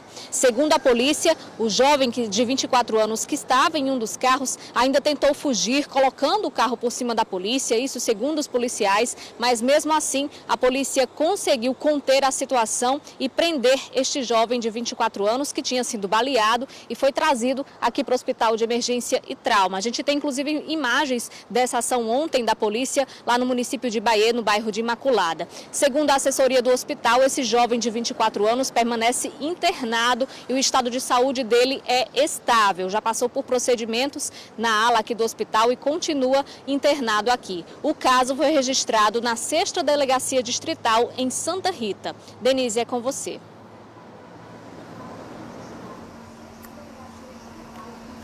Obrigada, Zuília, pelas informações. A gente muda agora de assunto aqui no Bom Dia Paraíba, para falar sobre material escolar. Você que é pai, que é mãe de aluno, que já está em busca aí da compra do material escolar do seu filho, preste muita atenção. O PROCON estadual fez uma pesquisa, divulgou agora essa pesquisa e ela mostra uma diferença de até 400% nos produtos, por isso que a gente tem que ter atenção e tem que ter muita pesquisa. Essa pesquisa foi feita aqui em João Pessoa, em 9 estabelecimentos, e ela mostra toda essa variação. Foram 358 itens verificados aí agora no finalzinho de dezembro e por isso que agora só foi divulgado para a gente. Gente, sabe qual foi a maior diferença encontrada, essa de 400%, foi no marca-texto. O marca-texto da mesma marca foi encontrado por R$ 1,40 e em outro estabelecimento por R$ 7,00. Já viu a diferença? O mesmo marca-texto de R$ 1,40 para R$ 7,00. A cola isopor, por exemplo, de 40 gramas, de uma mesma marca também, apresentou uma variação aí de 211%. O menor preço, R$ 2,89. O maior preço encontrado, R$ 9,00. O mesmo produto, uma diferença grande, né? Aquele papel A4 branco, né? O bloco com 100 folhas. O menor preço, R$ 5,95. O maior, R$ 6,99. Já com 500 folhas, a variação foi de 24%. Com 100 folhas, 17%. Tinta guache com 6 potinhos, aquele de 15 mililitros. O menor preço encontrado, R$ 4,49, e o maior preço encontrado foi de R$ 9,50. Apontadores, né? As crianças gostam daqueles apontadores com desenhos, com bichinhos, e aí é que o preço vem, viu? O menor, R$ 3,23, e o maior preço, R$ 5,99, uma diferença aí de 85%. O lápis grafite é um item indispensável no material escolar do seu filho, e a variação também foi encontrada pelo PROCON estadual, muito grande essa variação. O lápis grafite tem menor preço R$ 0,85 e o maior preço R$ 1,50, uma variação de 76%. A caneta hidrocor, né? O hidrocor a criançada ama, 12 unidades, né? Aquele bloquinho com 12 unidades. O menor preço registrado, R$ 11,90, o maior, R$ 18,00. E também o lápis de colorir, né? O destaque foi aquele com 36 unidades, né? A caixa com 36 unidades. Menor preço, R$ 42,00, de uma mesma marca. E depois foi encontrado em outro local com R$ 79,00 o preço. Uma variação muito grande também, por isso que o PROCON estadual diz que os pais devem fazer sim muita pesquisa e avaliar bem se vale a pena comprar tudo num lugar só ou se você prefere aí variar em outros locais e fazer essa pesquisa com mais calma. O bom, né, e os pais já fazem isso com muita maestria, é trocar informação, né, minha gente? Ter aquele grupo de amigos, de pais, de alunos, e aí trocar umas ideias, onde é que você achou mais barato e tal, e todo mundo se ajudar, porque aí a gente economiza para todo lado. Falando sobre isso, sobre material escolar, sobre matrículas, por causa da pandemia do novo coronavírus, né, a Rede Municipal de Ensino de Campina Grande diz que as matrículas vão acontecer todas pela internet e os pais têm que ficar atentos, já que essas matrículas são pela internet, porque elas começam este mês. Que teve uma pergunta que foi enviada pelos telespectadores falando dessa situação do 14º salário em algumas escolas municipais de Campina que obtiveram uma nota muito positiva no IDEB e havia a promessa do pagamento desse 14º salário. A gente já foi atrás do secretário para trazer a resposta. Nos nossos telejornais é assim. Vocês mandam a demanda e a gente corre atrás para tentar resolver. Vamos ver mais comentários, inclusive? O pessoal continua participando aqui do Bom Dia Paraíba.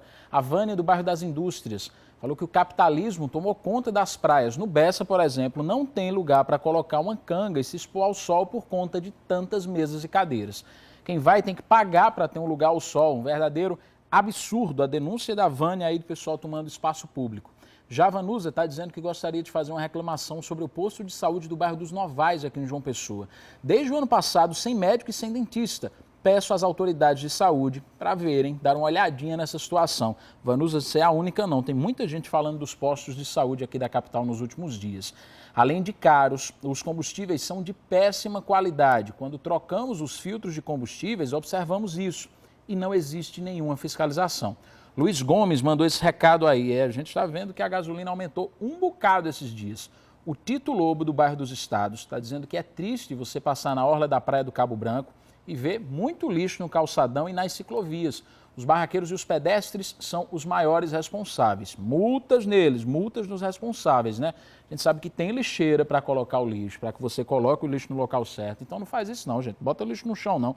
Não suja a praia não, tão lindo que é. Moradores da Penha, Seixas, Jacarapé e Cidade Recreio clamam pela volta da linha 508 via Epitácio Pessoa, que está há 8 meses desativada, prejudicando todos os usuários. Jair Santos está mandando esse recado, é o segundo recado que chega hoje com relação às linhas de ônibus que foram suspensas por conta da pandemia. Porque a CEMOB ainda não pensou em uma alternativa para os motociclistas, já que também pagamos nosso IPVA. Poderiam estudar para que pudéssemos utilizar as faixas exclusivas, assim diminuiriam os acidentes. É a opinião do Ricardo Chaves, do bairro de Oitizeiro. Está feito o registro, Ricardo. Obrigado a todo mundo que está participando. Vocês podem continuar, inclusive, mandando mensagem para cá, 981819700. No próximo bloco, vamos falar de um capotamento que aconteceu na BR-101, perto da entrada de Lucena, ontem à tarde. 4 pessoas ficaram feridas. E você está vendo as imagens, e durante o feriadão de Ano Novo, a Polícia Rodoviária Federal registrou redução na quantidade de acidentes. Ainda bem, né? E tem uma situação muito séria. Um medicamento essencial para transplante de medula óssea deixará de ser fabricado e tem preocupado médicos e pacientes. Ao vivo, daqui a pouco, um especialista fala sobre isso conosco. Olha quem chama o intervalo aí pra gente agora. É Lucas Gabriel, eu tenho 8 anos e eu moro em Mangabeira. Bom dia, Paraíba, volta já! 4 pessoas ficaram feridas num capotamento que aconteceu na BR-101 na tarde de ontem, perto da entrada de Lucena. Vou voltar a conversar com Zuila Davi no Hospital de Trauma, porque as vítimas foram encaminhadas para lá. Zuila, qual o estado de saúde dessas pessoas? Oi, Danilo, mais uma vez bom dia a você e bom dia a todos. Pois é, desse acidente, 4 pessoas ficaram feridas, mas no local o SAMU atendeu a todas as vítimas e só uma, de 29 anos, precisou ser trazida aqui para o Hospital de Trauma. Ela foi atendida pelo SAMU no local, trazida aqui para o hospital e continua internada e o estado de saúde dela é estável. Foi um susto e tanto, na verdade, por qual passaram essas 4 pessoas que vinham nesse veículo. O veículo acabou capotando várias vezes, a gente tem até imagens, inclusive, de como ficou, da situação que ficou o veículo. E aí, essas pessoas vinham de Natal, com destino a Alcantil, quando ela perdeu o controle da direção e o carro capotou várias vezes. E o governo federal publicou ontem as regras para cancelar o pagamento do Bolsa Família para os beneficiários que tenham feito doações de campanha ou participado como candidatos nas eleições municipais de 2020. Antônio Vieira, ao vivo, tem mais informações. Vieira. Olha só, Danilo, o governo federal publicou ontem regras para cancelar o pagamento da Bolsa Família e para os beneficiários que tenham feito doações de campanha ou participado como candidatos nas eleições do ano passado. Serão cancelados já agora em janeiro o pagamento para as famílias que tenham algum membro que foi eleito nas eleições municipais ou que foi candidato nas eleições e declarou à Justiça Eleitoral um patrimônio maior que R$300 mil. Em fevereiro, serão cancelados os pagamentos de famílias que tenham algum integrante que tenha doado aí para alguma campanha valores mensais iguais ou maiores que 2 salários mínimos. Também alguma família que tenha integrante que tenha sido prestador de serviço para alguma campanha e tenha recebido valores mensais por pessoa iguais ou maiores a 2 salários mínimos. E, além disso, também em fevereiro, o governo vai fazer o bloqueio temporário do pagamento para famílias em que um membro tiver doado para campanhas eleitorais um valor mensal por pessoa entre meio salário mínimo e 2 salários mínimos, ou um membro que tenha sido prestador de serviço em campanha e tenha recebido o valor per capita mensal entre meio e 2 salários mínimos. Nesses 2 casos aí, o bloqueio temporário vai servir para o governo confirmar as eventuais irregularidades. As famílias terão até maio para atualizar o cadastro e provarem que estão em situação legal. Caso contrário, o pagamento do Bolsa Família será cancelado em junho desse ano. Todos os beneficiários que tiverem o pagamento cancelado poderão apresentar ao governo, por meio das prefeituras, eventuais esclarecimentos para atestar que ainda mantém as condições para fazer parte do Bolsa Família.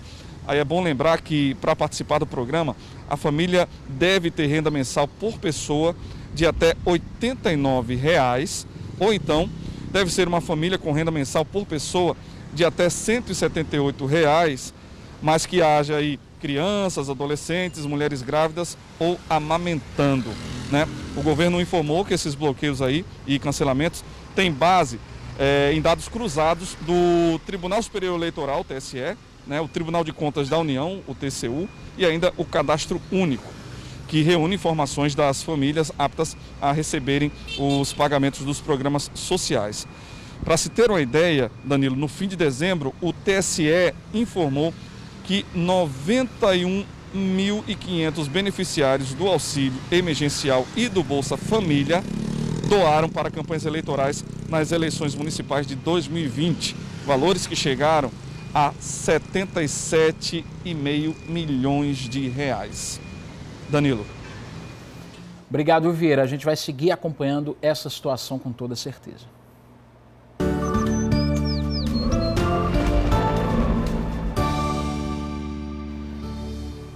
Bora conferir agora a tábua das marés para esta terça-feira. Vocês estão vendo aí, ó. Agora, nesse exato momento, 7h56, está o ponto quase o mais alto, né? 2,10 metros a maré. Às 13h51, 1h50 da tarde, 60 centímetros, o ponto mais baixo. O ponto mais alto mesmo vai acontecer à noite, pouco depois das 8h10 da noite, com 2,20 metros. A gente vai saber agora a previsão do tempo no litoral, que será de céu parcialmente nublado, com chuvas passageiras e localizadas, mas só à noite. Você está vendo imagens ao vivo de João Pessoa agora neste momento. Já em Campina Grande, no Agreste, o dia será de céu parcialmente nublado também. Olha só as imagens ao vivo da Rainha da Borborema. A gente já está com o Diogo Almeida por aqui, que tem novidades sobre o CFO do Corpo de Bombeiros. É isso, Diogo? Bom dia. É isso mesmo, Danilo. Bom dia para você. Feliz ano novo, né? Feliz ano novo. Tinha visto esse ano aqui no jornal. Bom dia, pessoal. Feliz ano novo para vocês também. Pois é, a gente está com esse resultado do teste, né, de aptidão física do CFO, né, o curso de formações de oficiais do Corpo de Bombeiros, que foi divulgado hoje, né, esse teste de aptidão física, esse resultado aí, a gente está lá no G1 Paraíba, como vocês podem ver aí, né, está divulgada essa lista dos candidatos que passaram aí nessa etapa do exame de aptidão física e os interessados, né, as pessoas que por acaso não foram aprovadas ou estão em alguma posição, enfim, a pessoa que quer interpor algum recurso desse resultado tem um prazo a partir de hoje, né, contando a partir de hoje, de 2 dias para entrar com esse recurso lá no site do Corpo de Bombeiros, que é onde está acontecendo toda essa seleção, onde você consegue ver todos esses resultados do CFO dos Bombeiros. Lembrando que são 10 vagas, né, como a gente tem na matéria, são 10 vagas ofertadas para ingresso no quadro de oficiais do Corpo de Bombeiro Militar, tá aí, sendo essas vagas destinadas à livre concorrência. Ou seja, tiveram 2.422 inscritos para 10 vagas e agora já teve essa filtragem aí do teste de aptidão física.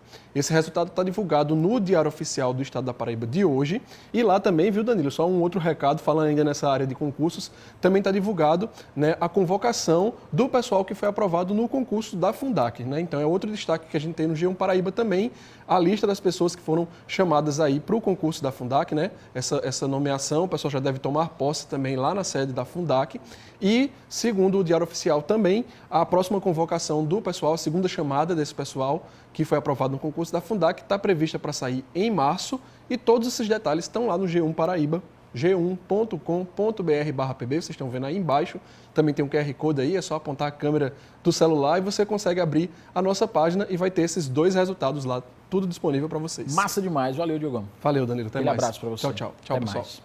Olha só, e tem muita gente sem sair de casa, né? Porque teve sintomas da Covid, fez testes, mas ainda não recebeu o resultado. É o caso de dona de Janete Chianca. Bora ouvir o depoimento dela? Já eu converso com o Plínio. Dia 18 do mês de dezembro, eu fiz o teste do Covid. Até então, não tenho um resultado em minhas mãos, até agora. Porque o LACEN me informou que o meu resultado já estava pronto do meu marido. Dia 21 agora, meu esposo recebeu o resultado dele. Até então eu questionei com algumas pessoas. O LACEN, ele próprio me informou que o meu resultado já tinha passado para o GAU, e o GAU vai para o 4º distrito. Então, eu liguei para o 4º distrito, ele me falou, dona Djanete, está havendo um probleminha com o seu resultado. O laboratório LACEN já está aqui na pasta, só que a sua pasta não está abrindo, está havendo algum problema. Me mandou novamente de volta ao postinho do ROGE 3, aqui em cima. O ROGE 3 me comunicou, mandando eu ir para o Baixo ROGE, onde foi realizado o exame do Covid, foi no Baixo ROGE. Então, foi realizado dia 18, eu fiz esse exame, e até agora nada. Estou presa dentro de casa, não podendo sair para ver os demais da família, sem fazer aglomeração, entendeu? Como foi o Natal e o Ano Novo. Eu fiquei muito triste porque não pude ver minha neta, nem meu filho, e nem minha nora. Então, bora conversar com o Plínio Almeida, né? Ele está com a diretora do LACEN Paraíba para explicar o que é que acontece, por que toda essa demora, hein, Plínio? Olha, Danilo, tem chegado bastante reclamação aqui no LACEN, né? Mas, de acordo com a diretora técnica que está aqui comigo, a Dalane Loudal, o LACEN não tem, né, nada a ver com problema na divulgação, que a divulgação sai corretamente daqui. Para explicar melhor, vamos fazer o seguinte, vamos entender como é o passo a passo da coleta até o resultado, Dalane. Bom dia, como é que acontece? Bom dia. As unidades básicas, os hospitais, as UPAs fazem a coleta e encaminham a amostra aqui para o LACEN. Certo? Normalmente a gente dá um prazo até 48 horas para essa amostra chegar.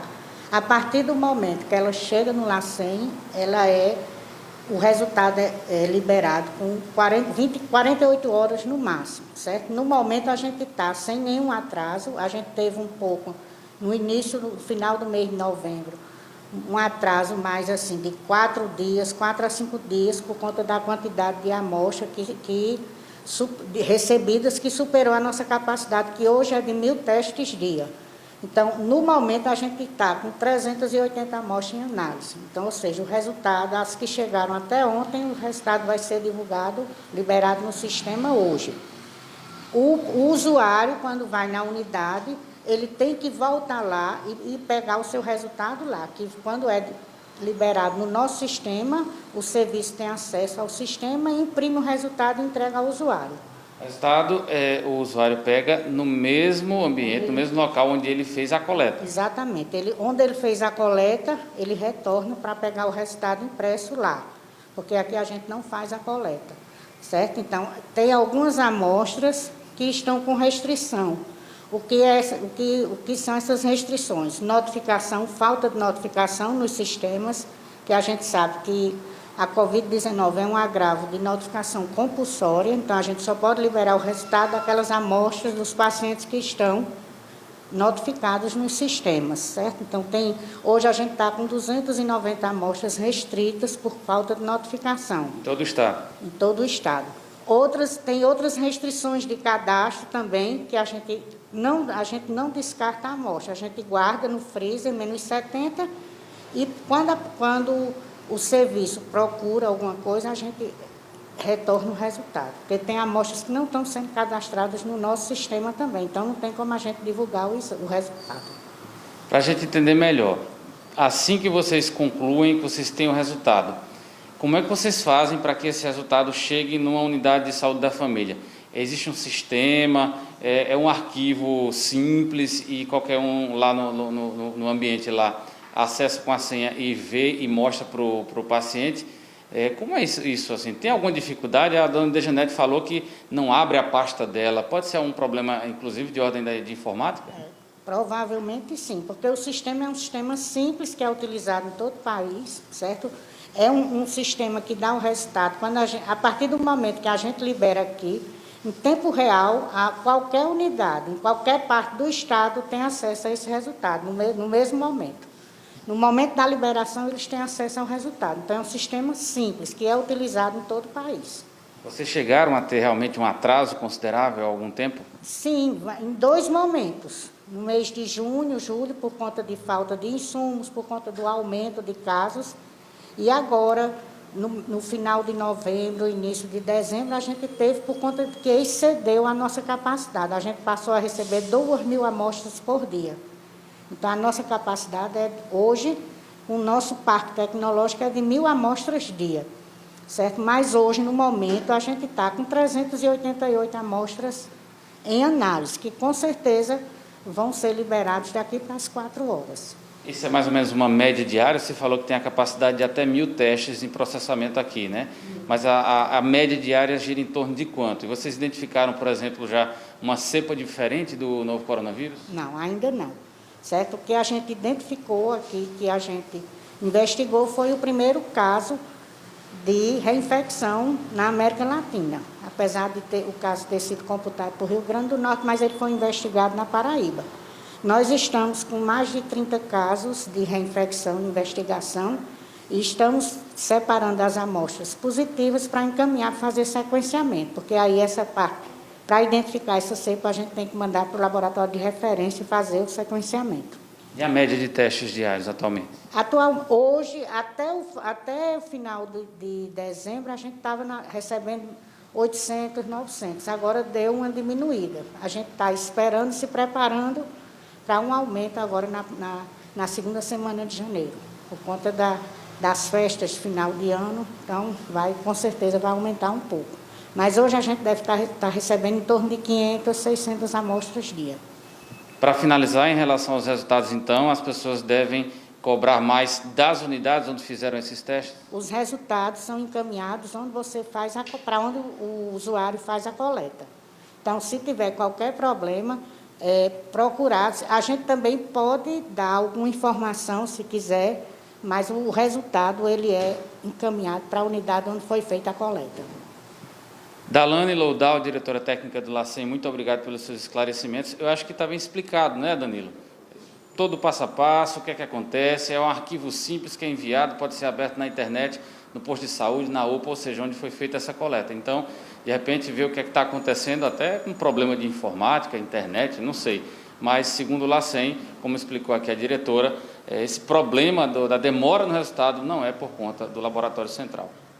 E como você disse, né, Plínio, está chegando muita reclamação, inclusive no nosso WhatsApp aqui. Muitos telespectadores relatando que vão até o posto e quando fazem o exame demoram muito tempo para receber. O que não pode é as pessoas passarem pelo exame, ficarem aguardando o resultado e nunca receberam. Então demorar demais e você fica ali naquela dúvida, naquela incerteza. Obrigado para você, viu, Plínio? Agradecer também a disponibilidade da diretora do LACEN. Olha só, logo depois do intervalo tem a coluna de política com Laerte Cerqueira. Ele traz mais detalhes da ação do Ministério Público Eleitoral que pede a cassação da chapa de Cícero Lucena, vencedora nas eleições do ano passado. Já já a gente volta. Bom dia, Paraíba! Volta já!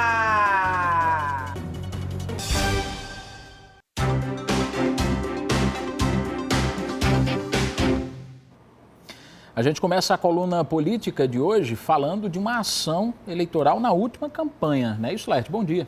Bom dia, Danilo. Bom dia a você que acompanha a gente. Ontem foi notícia em todo lugar, porque o Ministério Público Eleitoral pediu a cassação da chapa composta por Cícero Lucena, do Progressistas, e o vice Léo Bezerra, pelo uso do Cidadania, pelo uso de professores da rede estadual de ensino para beneficiamento de campanha no segundo turno das eleições municipais de 2020, do ano passado.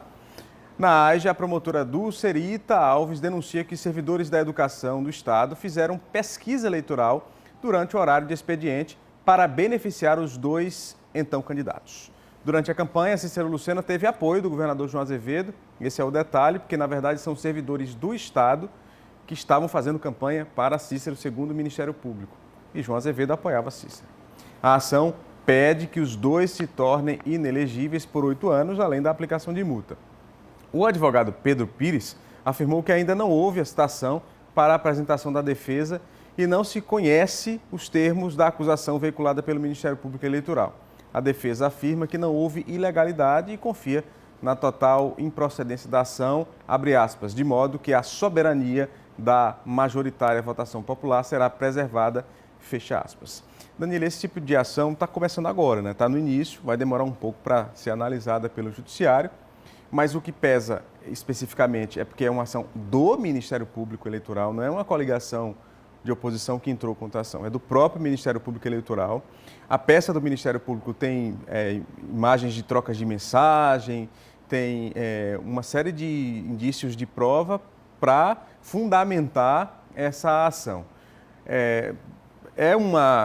Um fato a se preocupar, Cícero Lucena tem um problema sim, né, essa AGE, mas a gente tem que lembrar que a oposição a Cícero ainda não está consolidada. Então, não tem uma oposição que vai usar politicamente essa AGE contra o atual prefeito Cícero Lucena.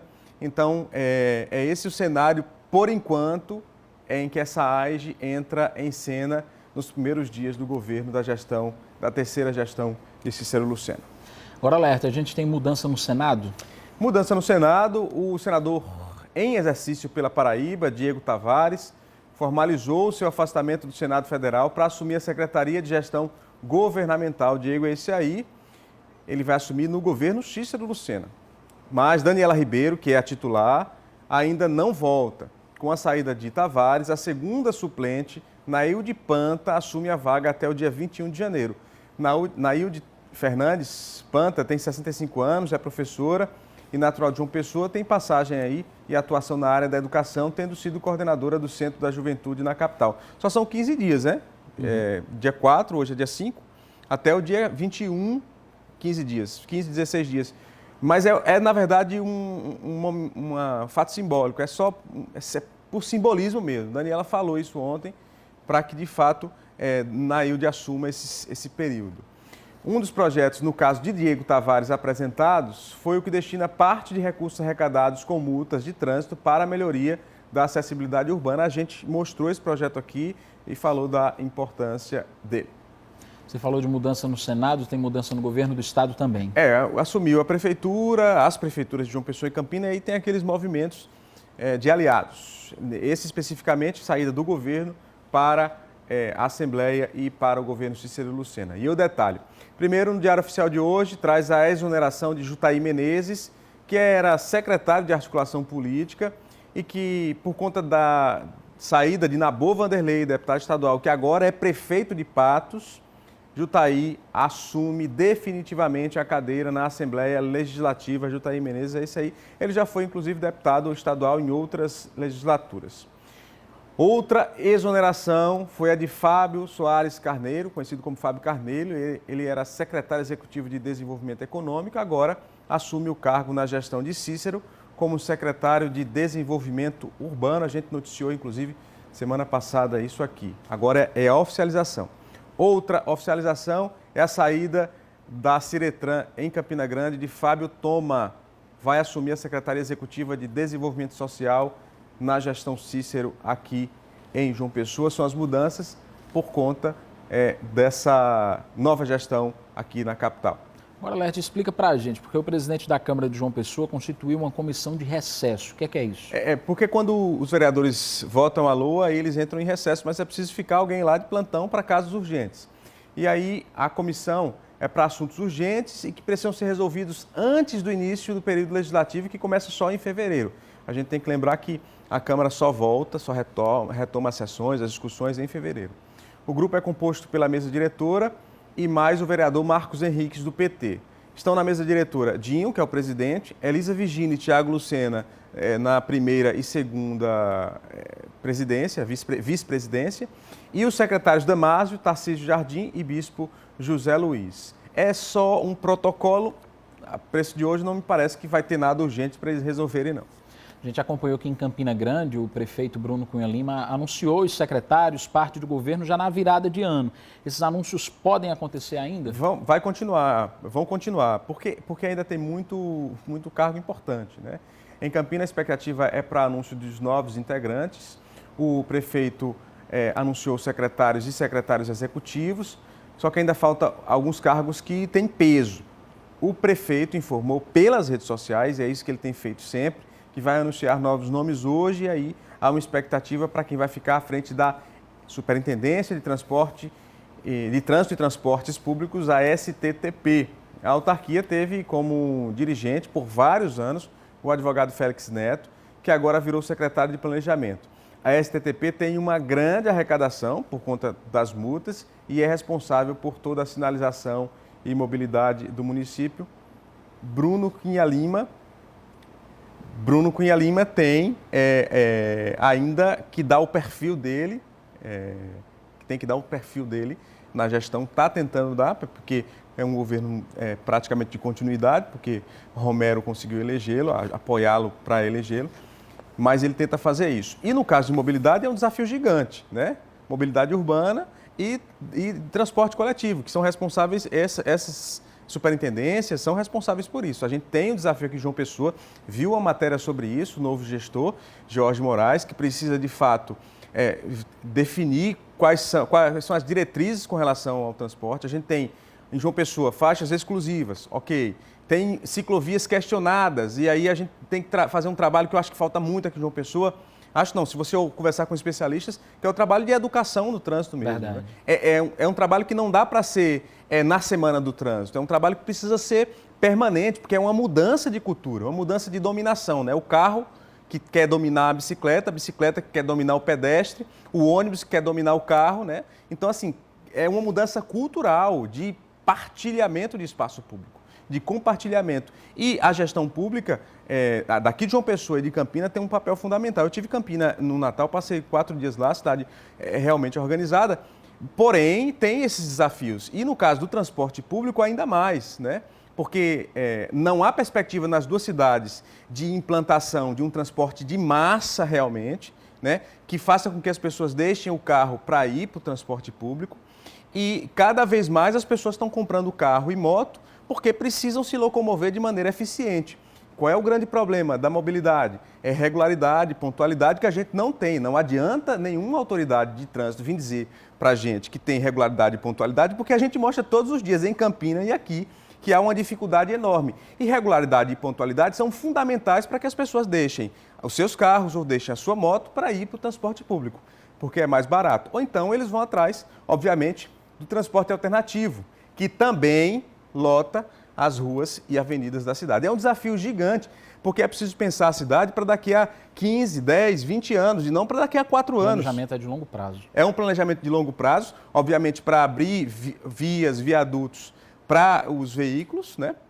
Mas também pensar como resolver a questão do transporte de massa, né? Porque a história de ônibus superlotado em horário de pico, a gente não pode naturalizar isso, não existe, né?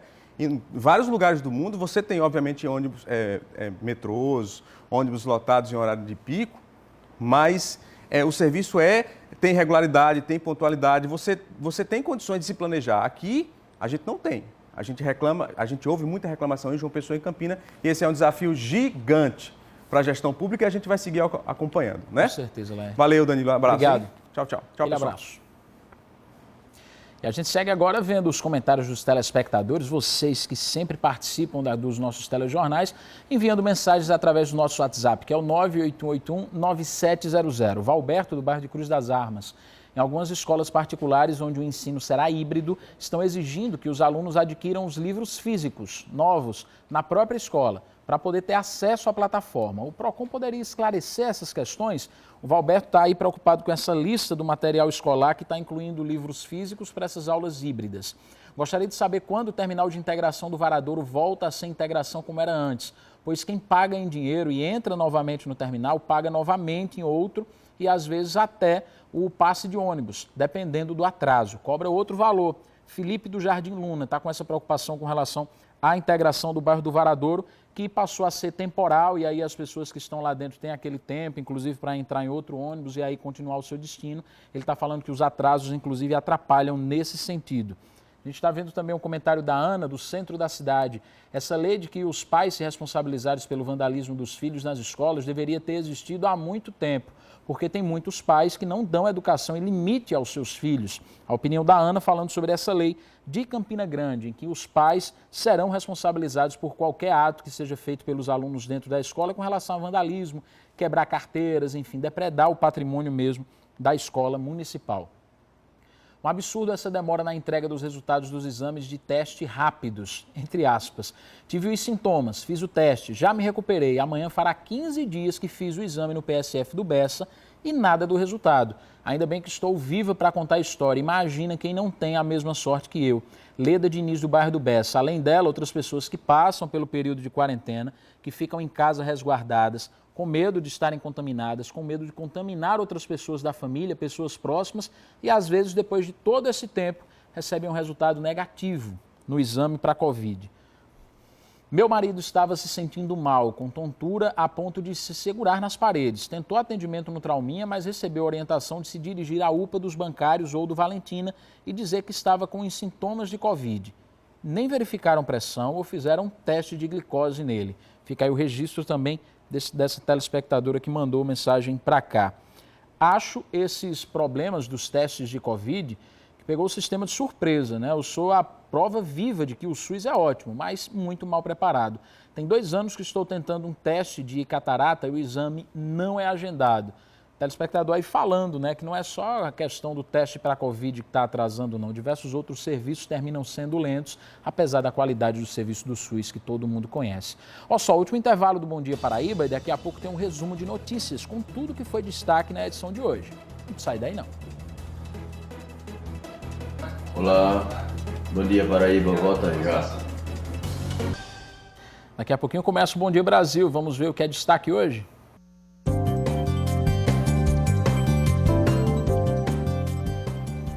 São 8h20, chegou a hora do nosso resumo de notícias. Nós mostramos que aconteceu um acidente no início da manhã de hoje no viaduto das Três Lagoas, aqui na capital.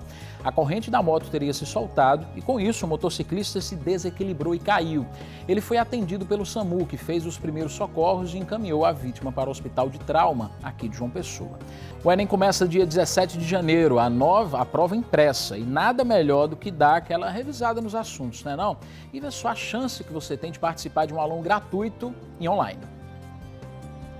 Vamos começar às 8 horas da manhã, tá? Nós teremos aí, pela manhã, teremos natureza, então a natureza, ou seja, a natureza dividida em 3 disciplinas, então você tem biologia, química e você vai ter a física, cada disciplina com 30 minutos. Teremos matemática e depois, à tarde, voltando às 14 horas até às 17, teremos aí humanos. Será transmitido pelo canal, né, da faculdade e lá o aluno terá que fazer inscrição, né, e nessa inscrição ele terá acesso, óbvio, gratuito. Então nós vamos abraçar o Brasil inteiro. Você que está sempre indo à praia ou planejando ir, fique atento às águas vivas, às caravelas. Uma turista do Mato Grosso foi queimada por uma água viva e nem sabia como agir. Você sabe o que fazer em situações como essa? Lave com água no mar e tente tirar cuidadosamente os tentáculos que ficam aderidos à pele, que são os que causam aquela dor, né? Que são as células urticantes do animal, ou lavar com vinagre, que é um líquido que também ajuda a remover essas estruturas. Em casos mais graves, o ideal é que a pessoa seja encaminhada para o pronto-socorro. Então, quais são esses casos mais graves? São casos de queimadura persistente, áreas grandes, que causam muita dor também, né? E também em casos de pessoas alérgicas, que aí é um risco que existe. As pessoas podem apresentar outros sintomas, são sintomas sistêmicos, sintomas respiratórios, falta de ar. Então, quando aparecer esse tipo de sintoma, o ideal é que caminhe para o pronto-socorro para receber atendimento especializado. Aí tem dicas bem legais de sucos, que não precisa ter um sabor único, mas podem ser misturados com diversas frutas e até pimenta. É interessantíssimo que você produza e tome, né? Até porque nessas misturas, muitas vezes o cítrico, quando demora muito, amarga, né? Não dá um gosto legal se você demora, trava. Então, o abacaxi e o hortelã, você pode estar tomando. Uma outra dica, se você quiser, é fazer um gelo de hortelã, certo? Você pega a água, põe as folhas de hortelã e faz o gelo. E aí, na hora, você bate o gelo com já o hortelã dentro, com abacaxi, melancia, frutas vermelhas e um toque de pimenta calabresa. Pimenta calabresa. Pimenta calabresa. A gente, quando chega perto de pimenta, não dá aquela sensação de quê? Um frescor, né? Então, imagina você utilizar a pimenta dentro de uma mistura de suco. Mas fica forte assim o gosto da pimenta? Não, é uma pintada. Não é preciso muito, não, tá? As frutas vermelhas, elas são ricas em antioxidante, tá? A melancia, ela tem dentro a composição de um óxido nítrico, que melhora o quê? Circulação. Então, super interessante para você tomar até antes da malhação. E se você quiser rever alguma reportagem, é só acessar o Globoplay, globoplay.com.br. Procura lá, o Bom Dia Paraíba. O Bom Dia de hoje está ficando por aqui, mas não esquece não que hoje às 11h45 tem JPB. Deixa eu fazer uma propaganda, né, do JPB também. Hoje a gente vai falar no quadro Saúde sobre saúde mental. Janeiro é o mês da saúde mental. Se tiver alguma pergunta sobre o tema, manda para cá que um especialista vai responder. É no nosso WhatsApp, o 981819700. Você pode continuar participando também, dando sugestão de reportagem, mandando sua reclamação, enfim. Fica à vontade que durante todo o dia nossa equipe está acompanhando tudo que vocês mandam para cá, tá bom? Não esquece também que amanhã tem Bom Dia Paraíba mais uma vez, às 6 horas da manhã, cedinho, te mantendo bem informado até às 8h30. A gente está vendo aqui imagens ao vivo das câmeras da CEMOB, aqui na região central da cidade e na Epitácio Pessoa, não é isso? Já na altura de Miramar. Dia tranquilo, início de manhã tranquilo aqui em João Pessoa, aqui na capital. Espero que seja uma terça muito boa, cheia de paz e saúde, principalmente para todos vocês. Fiquem bem, continuem acompanhando a nossa programação. Vou repetir, 11h45 estou por aqui de novo, tá certo? No JPB1. Todos vocês, aquele abraço.